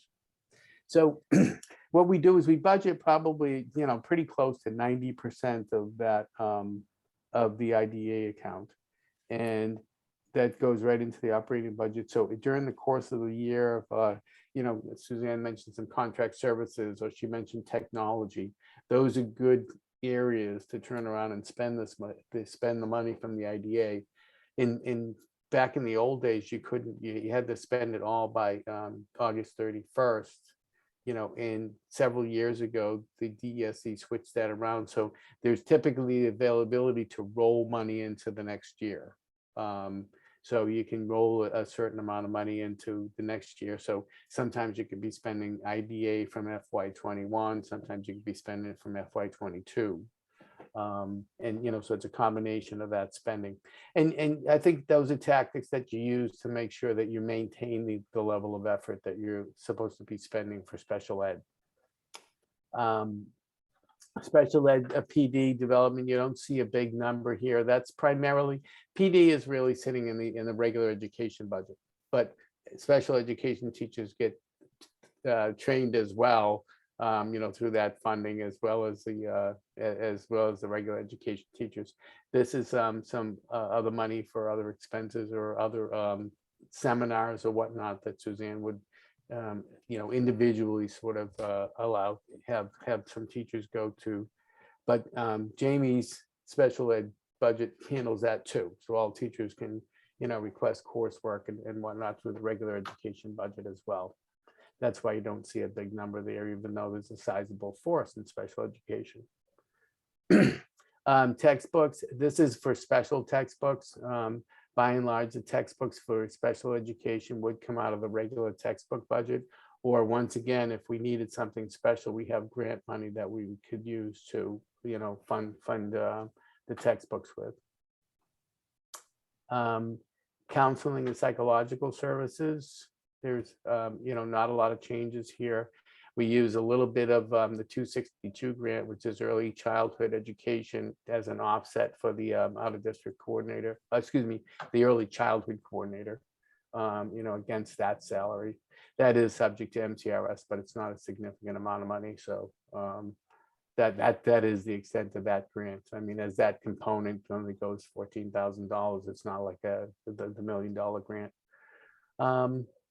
So, materials and supplies. And then, we have the psychological services. So these reflecting, the growth in the contract and steps. We talked about sped transportation last week. There is a request for 2 new drivers there, and those drivers, by adding the drivers and adding the vans, we actually save money for the overall district and for the town, because every time we do a route, we can save about $27,000 versus the similar contracted expense. And, I explained the graph earlier with the presentation on tuitions. I mean, I think we went over this chart last week, but you see this big drop off for the 1.3 million. That is really what's driving this 1.43% this year. So next year we won't get a 1.43% because we're not going to see another similar drop off like that. But and depending on where special ed tuitions go, and depending on if we have new initiatives, will depend on what level of budget would come out in 24. So that basically sums up, you know, the budget review and the special ed review for tonight.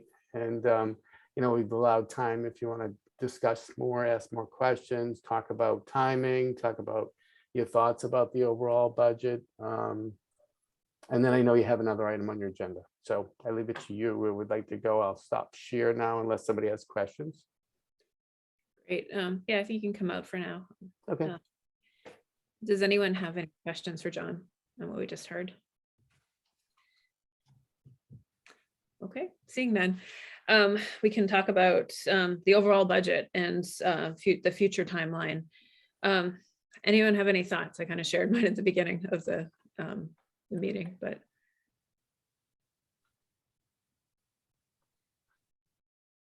Carrie, do you mind recapping for me since I missed it? I'll fill you in later. Okay, I have two things on if talking about in the future. I don't know if you covered these. One, if we could get the town forecast information. Mhm. We have a sense of what the context we're making decisions in. And I'd also like to have a discussion about fees. Okay. Yeah, I will ask for the forecast information. I have the December one, which had our budget increasing at 2%. So it's under that, but and the assumption at the time was that we would be over, we would be higher than that. So, but yeah, we can talk about these too. Anyone else have any thoughts?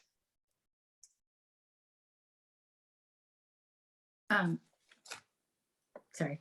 Yeah, go ahead. Sorry. Just, I think reiterating your earlier comments that, you know, a budget is a policy and a value statement. And we know that one thing this town very much values is our schools and our school staff and our students and our families. And, you know, these have been really challenging times for all town departments and all the community members. And I know there's just so much work that goes into presenting these budgets, from the work that John and his team does to the directors, the department heads, from John, Jamie, Dr. Vinnis, the principals, everyone. And then, you know, the town side who has the distinct pleasure of trying to figure out how all these needs, not only for the schools, but all the other town departments will be funded. But I think that, you know, as you stated, sadly, we may feel like we're done with COVID, but it is clearly not done with us, right? And these effects of the last 2 years on our students are not something that is going to be wrapped up in a nice bow by the end of this school year, right? Assuming that even if we have a return to normalcy next fall, these effects are going to be lingering, and there's going to be staffing needs behind that. There's going to be new programming behind that. And I just am hopeful that, as always, we can work together with the town to figure out how we can fund all these initiatives so that we can fully support all the needs of the students of our community. Great, thank you. Any other thoughts?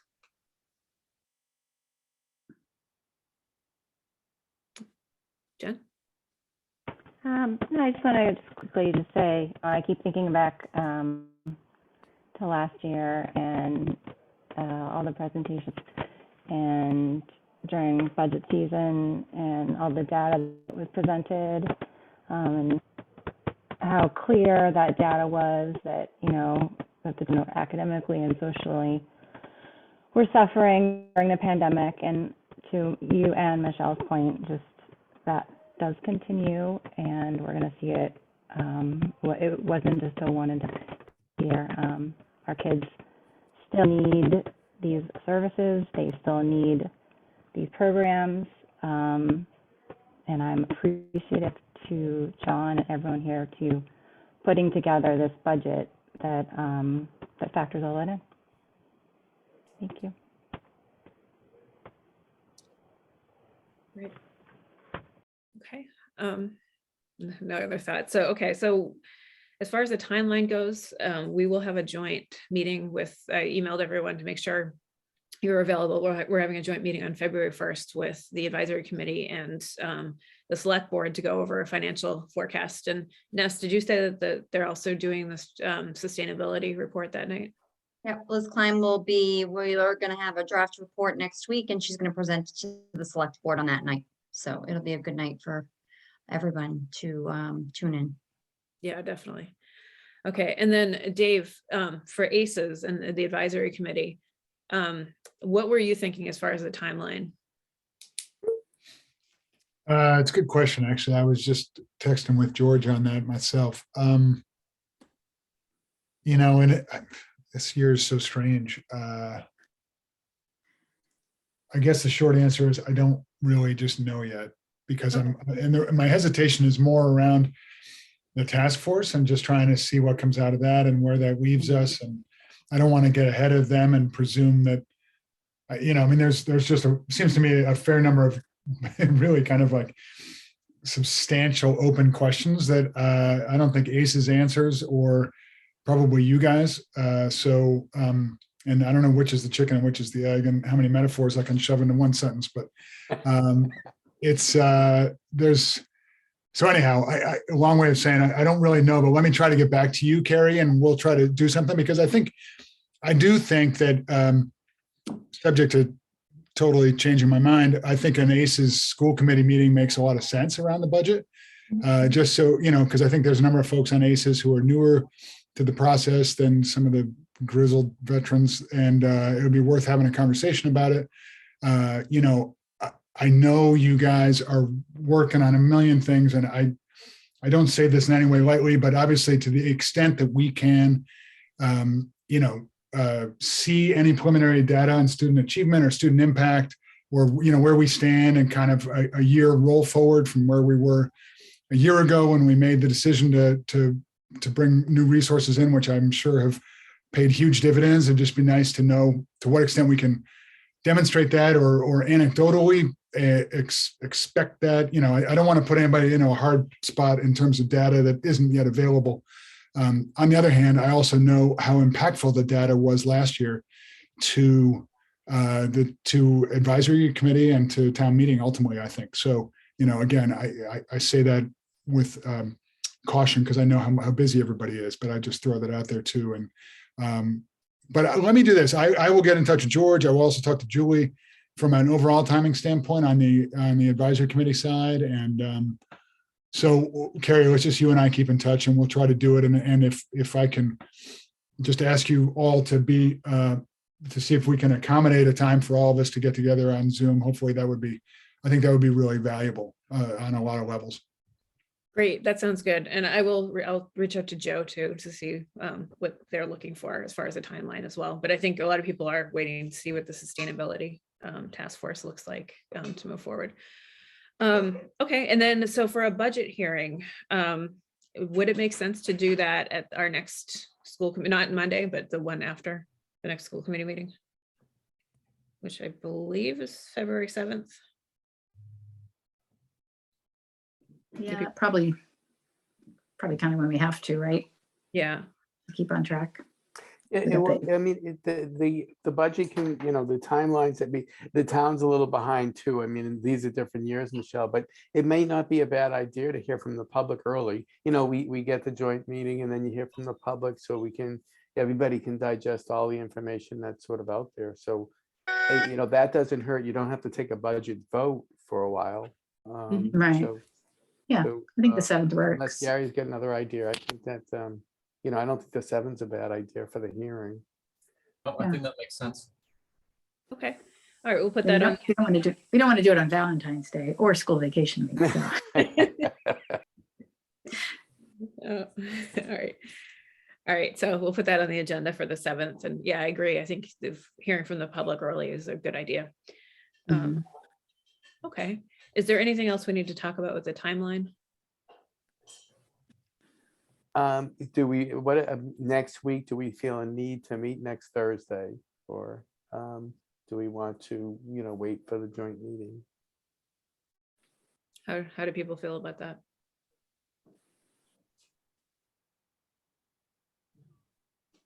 I actually think there may be a need to maybe meet after that joint meeting. Because you're not gonna, there may be some questions that come of that meeting that we're not gonna know until after that meeting. Well, we're meeting on the 7th, so could we talk about it then, or do you think we'll need one in between? Okay, I think that would work, yeah. yeah, no, I agree. We're gonna have a lot to discuss after that, I think. Yeah, I don't want to add more meetings, but again, I don't want to be unprepared either, you know? Right, absolutely. Do you think we need a meeting on the 27th going into the joint meeting, or do we have all the information we need? I would suggest that we move forward without a meeting if we see that there are questions that come up. I think Sherry can work with the chair to assemble a meeting, Okay. right? But I think as of now, you know, because we have the sustainability budget task force presentation, we got the joint meeting. There's a lot of content that we're going to hear in the next week, 2 weeks. Liza? Yeah, so the joint meeting on February 1st, it's just a forecast meeting and hearing the sustainability report, correct? Yep. So, okay, so then do we have to schedule a meeting with, we usually do a joint meeting with the select board and the full advisory committee to present the budget. So then that would happen after our public hearing? Yeah. Yep. Okay. And that's, I'll work with Julie and Joe on Yep, scheduling. yep. And then, so then the 27th, so we're not doing strategic planning that night? Well, we could do it that night. It's on the agenda. It's just how we schedule it timing wise. I mean, we can go from one to another. Right. I think that's what we were thinking about doing if we needed the budget meeting. So we're still meeting. We're just not, we're not discussing the budget. It would be great if we could schedule. Yeah, I mean, and then, I mean, if something came up, we can add it to the agenda. Yeah. Good. Okay, so we'll plan on that. And then, okay, so next is to discuss allocating funds from the athletic revolving account to the renovation of a town dock for the use of the Hingham High School sailing team and to act as appropriate. Liza, do you want to speak to this one? Sure. So this came to my attention through the Hingham Sports Partnership, and I put the request in the shared folder and I sent it to school committee. The sailing team uses a dock in the harbor that was destroyed in the big storm, the 100-year storm that we had. And they have been working with the harbor master and their coach, Coach Griffin, who I believe is supposed to be on the call if there's questions. But so they've also gotten some contributions from Hingham Lumber and their boosters and the group, and Coach Griffin is going to direct the building of the new dock with in conjunction with the harbor master under all their specifications. And they are short about $8,000, and Jim Quattromoni has been looking for additional funds, and they have a request into HSP for some of the funds as well. HSP is meeting next week, and so they were hoping to get an answer from us. So I wanted to propose that because of the circumstance that the dock was destroyed in a catastrophic situation, that we contribute from the athletic revolving account to the effort to repair this dock for them. I think, due to, it's a tragic situation that occurred, as opposed to, run of the mill wear and tear, or, this couldn't have been planned for. And they have the efforts of everyone is working together to make this happen. And it would be good for the community, good for the team. The team can't launch their boats without the dock.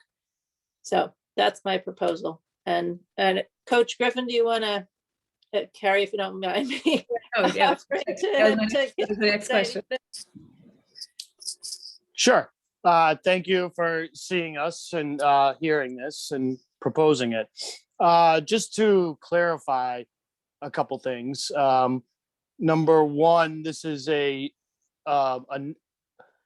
new proposal dock. We typically sail out of Hingham Maritime, and their docks are the ones that got destroyed in the 100-year storm. And then I've been coaching now for, I believe this is my 10th year. And we are always kind of at the hand of either the Maritime Center or Hingham Yacht Club for use of their docks to get our boats in. And they're always very willing to help. However, our season starts March 17th or somewhere around there. That's usually a good estimate. And no marinas are willing to put any docks out until, almost end of April. So the kids on our team, for the last 10 years have routinely lost over a month of practice, which severely, handicaps them in their competition level. And so what I would like to see happen, and I've been working with the Harbor Master and actually Hingham Yacht Club, is that the Hingham Harbor Master has been giving us some town floats, and we were looking for money to build some add-ons to those floats that would help store our boats for the early preseason, keeping them in the inner harbor until a set date with the harbor master when the other boats go in. And at that time, we would move out to the yacht club. So there's a lot of moving parts, but the goal of this dock is to get the team in on time, for years to come, and then potentially maybe have a fall season in the future. There's definitely a lot of parts. So if there's any questions, please let me know. Great, thank you. Does anyone have any questions on this proposal?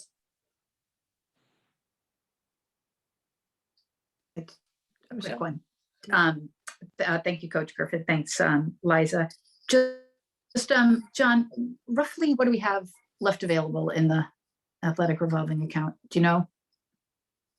I'm assuming more than $8,000, but I mean, is it 12,000 or is it 50,000? Yeah, no, I don't have it off the top of my head, Okay. Michelle. I'm not sure, but we do. I mean, we could cover it. I mean, because we didn't spend from athletic revolving last year, so there is an available balance, and we do collect fees every year. So.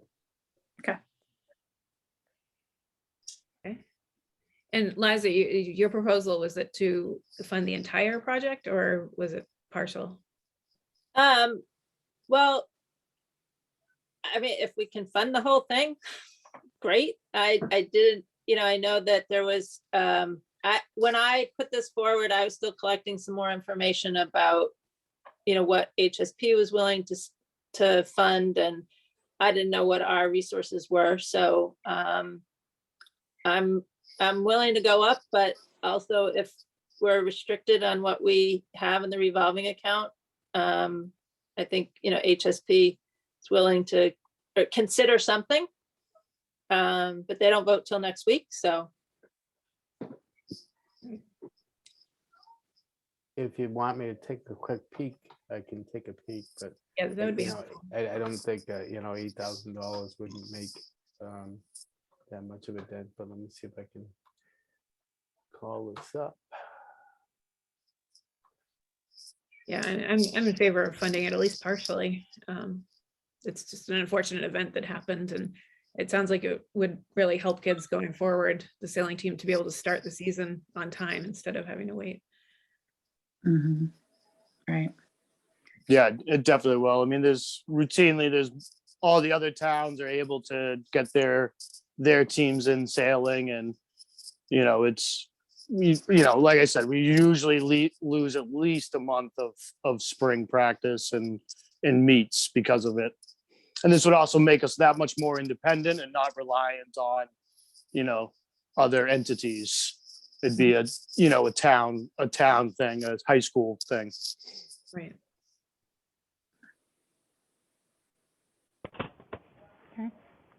Jen? Oh, no, I was just gonna say that I really appreciate how much you kind of brought the cost down with the donations and you got some reduced rates for the lumber. I think that a lot of thought went into the cost of bringing that down. And I would, one big number from John, I definitely would be in favor of that. Yeah, there is plenty. We the balance that I have projected for the end of this year, and keep in mind we didn't spend last year because we thought we would use it for for the turf. So the balance that I have is $539,000, and I know that I think we wanted to keep it at a level of 200 based on the finance committee. So and that would include assuming receipts of 270 this year and expenditures based on the 22 budget of 378. So I think that we can certainly afford it and still have a couple $100,000 to put towards the turf. Great. Okay. Ness? John, I think it's not 378 for this year. Got it. Sorry. I'm thinking of the 425 for the fiscal 23. Sorry about that. Right, correct. Yeah. And then my other question, have we looked into whether anybody will apply for insurance, given this was a act of God type event, and maybe they'll cover it? Well, again, this is kind of a new idea, right? We used to sail at Hingham Maritime, and we were relying on them. Their docks were destroyed, and so they are doing the insurance because they are the owners of it. So with this would be a town-owned, high school-owned dock, that we would put in each year with the help of the harbor master. So it's a totally new thing. There was nothing, we didn't have docks before. We relied on other people to store our boats, etc. Sorry. All right. Thanks. I missed that part of it. Right. So it's Yeah, an no investment worries. to get them in the water earlier, right? So it's, as opposed to April 15th when they put their docks in, you could have this dock and the boats could get in somewhere around March 17th. So you get a month's additional practice.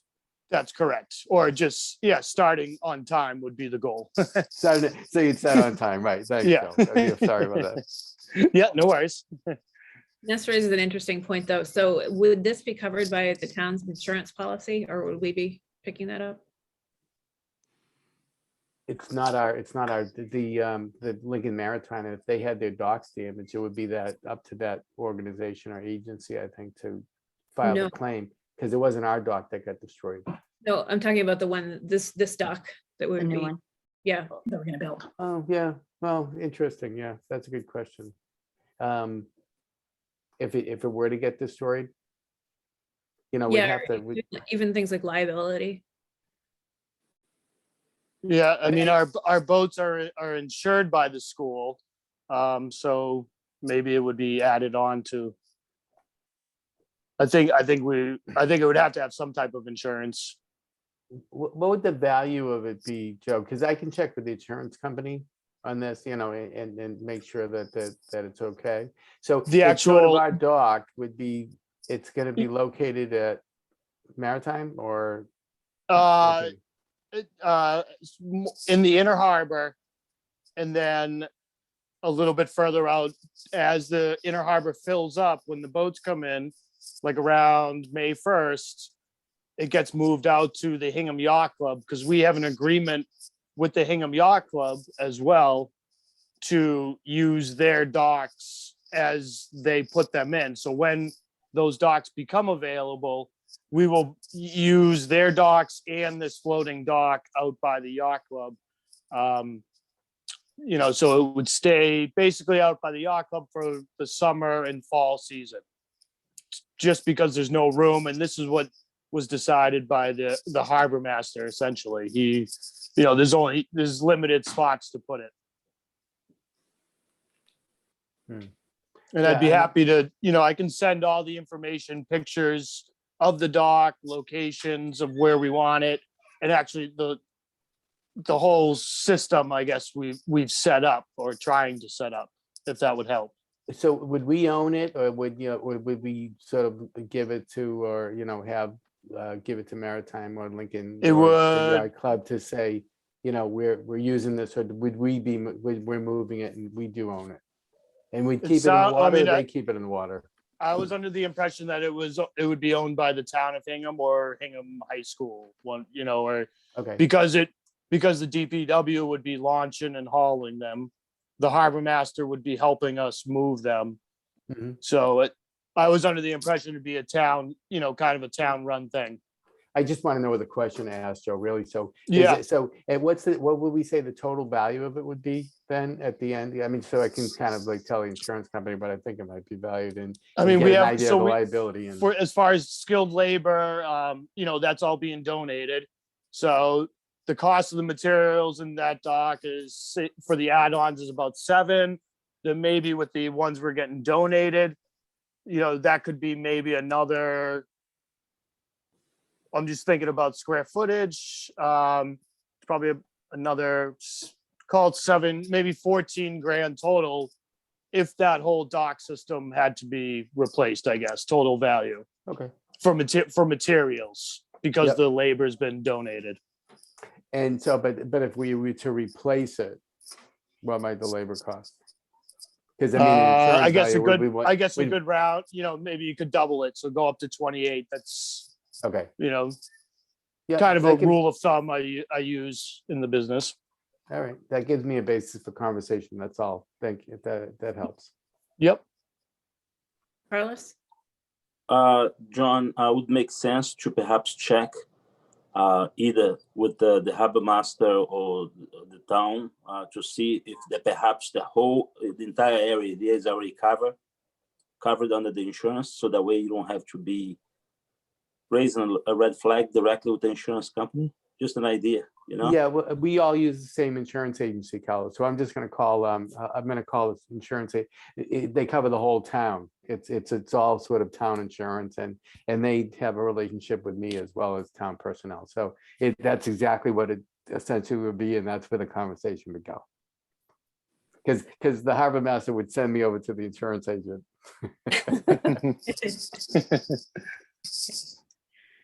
Okay, so I know you need to know this by next week, I think, for the sports partnership too.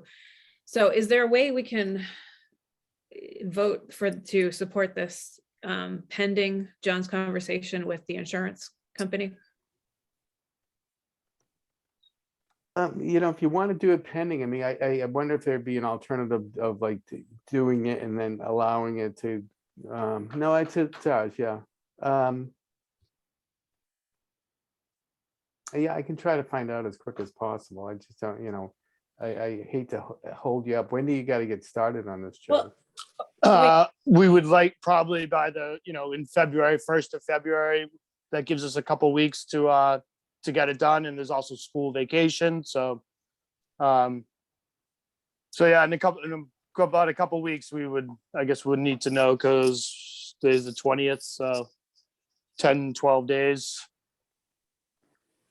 would be ideal, you know. I think you could make a motion that just includes subject to adequate insurance being obtained or evidenced. Yeah, I think that And, makes. and one thing, Joe, correct me, the harbor master already had part of the dock. Because they're That's correct. contributing to it, yeah, so that must be insured somehow. Yeah, by the that, town. so he's given us the old town pump out docks, and that makes up half of our dock system. Yeah. So that's kind of where I got the 7, the 14, and the 28, all those numbers. But yeah, he's donated those, so those were probably on some type of town insurance policy, especially for all the, transient voters coming in. Yeah. Okay. Would someone like to make a motion? Or do So- Well, just before, is there consensus on contributing part or whole? Considering the size of the revolving account? I'm okay with whole. I'm Is okay there with any whole. reason to do I'm part? okay with Like, all. does it set up a precedent for, No. I mean, is there any, I don't see the argument for doing partial. Okay, no, it's just if, then HSP can use its funds for other things. That's what I was gonna say. It's right. Benefits It's gonna benefit everyone anyway. benefit the kids in town one way or the other. And I feel like since this is, a school sport and we are the school committee, that our money should go towards it. That's fine. The only, and I don't want to interrupt, but the only potential might be, Hingham Rowan Association too. So, that's just, however that may potentially play into future decisions, but I'm fine with wherever the committee wants to go. All right. All right, I'll make a motion to allocate $8,000 from the athletic revolving account to the renovation of the town dock for the youth of the Hingham High School sailing team, to be owned by the town of Hingham and Hingham Public Schools. One second. Okay, any for Michelle? Sorry, can I modify the amendment? I mean, the motion, sorry. Just move to amend the motion to allocate up to 8,000 and subject to evidence of adequate and appropriate insurance. Okay, do we have a second on the amended? I'll second. Okay, all in favor? Michelle? Aye. Jen? Aye. Yes. Aye. Carlos? Aye. Tim? Aye. Liza? Aye. And I'm an aye as well. Great. Okay, so next is other items as may not reasonably known 48 hours in advance of the meeting. All right, thank you very much, everyone.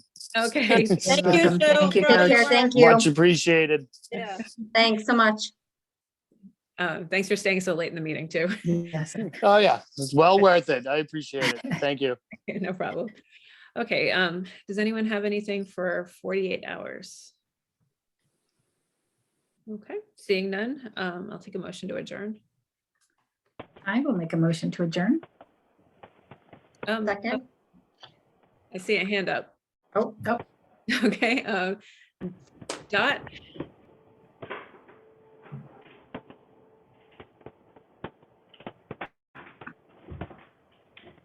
She's still mute still. no, you're muted.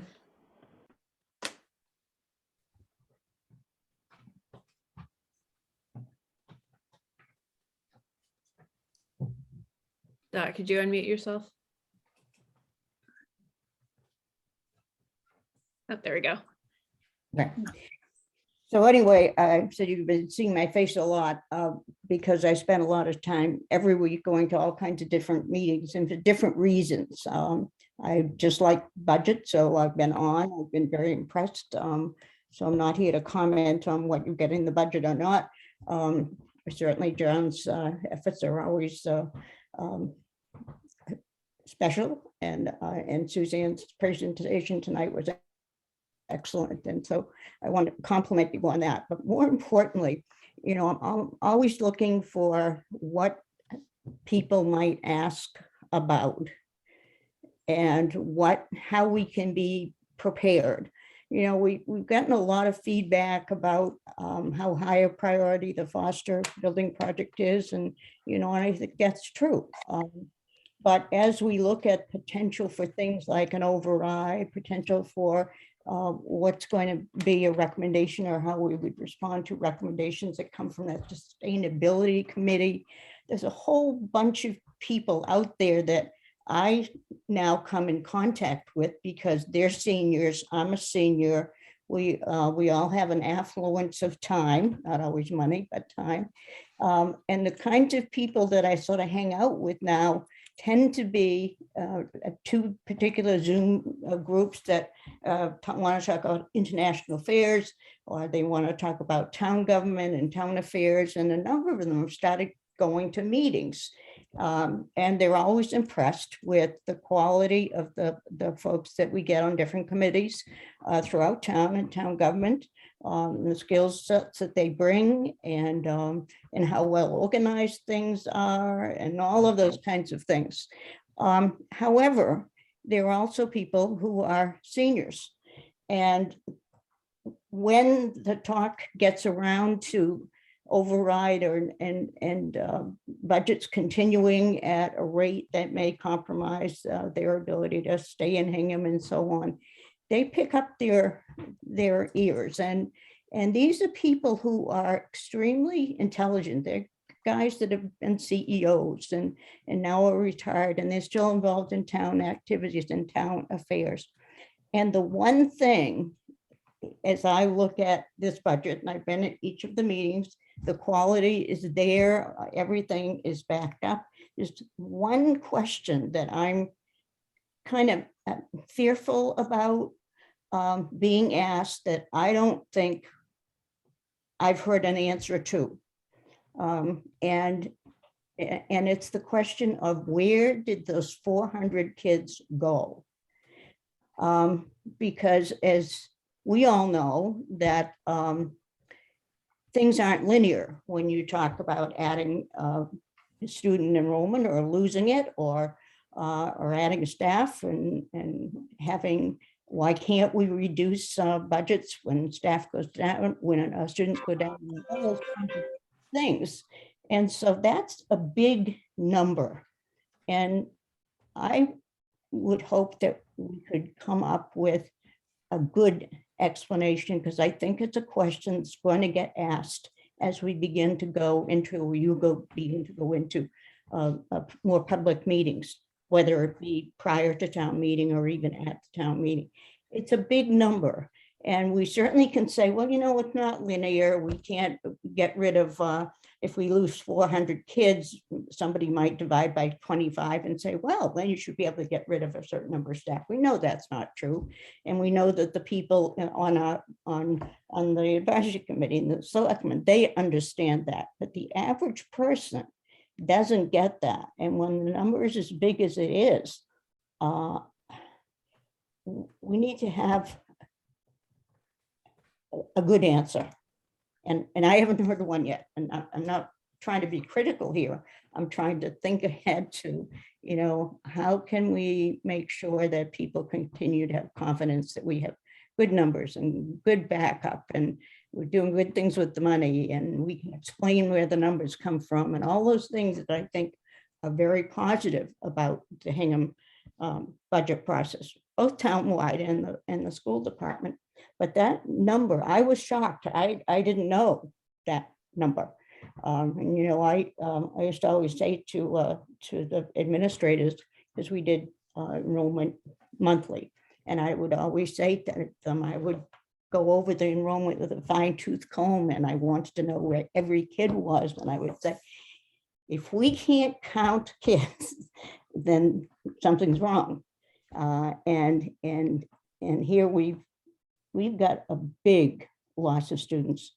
And I don't know where it was at the end of 20 or in the budget process that we're doing from last year. I don't know where that bump off came, but it certainly was there as of this October 1, because the figures that John did give us were the October 1 figures from October 1, 21.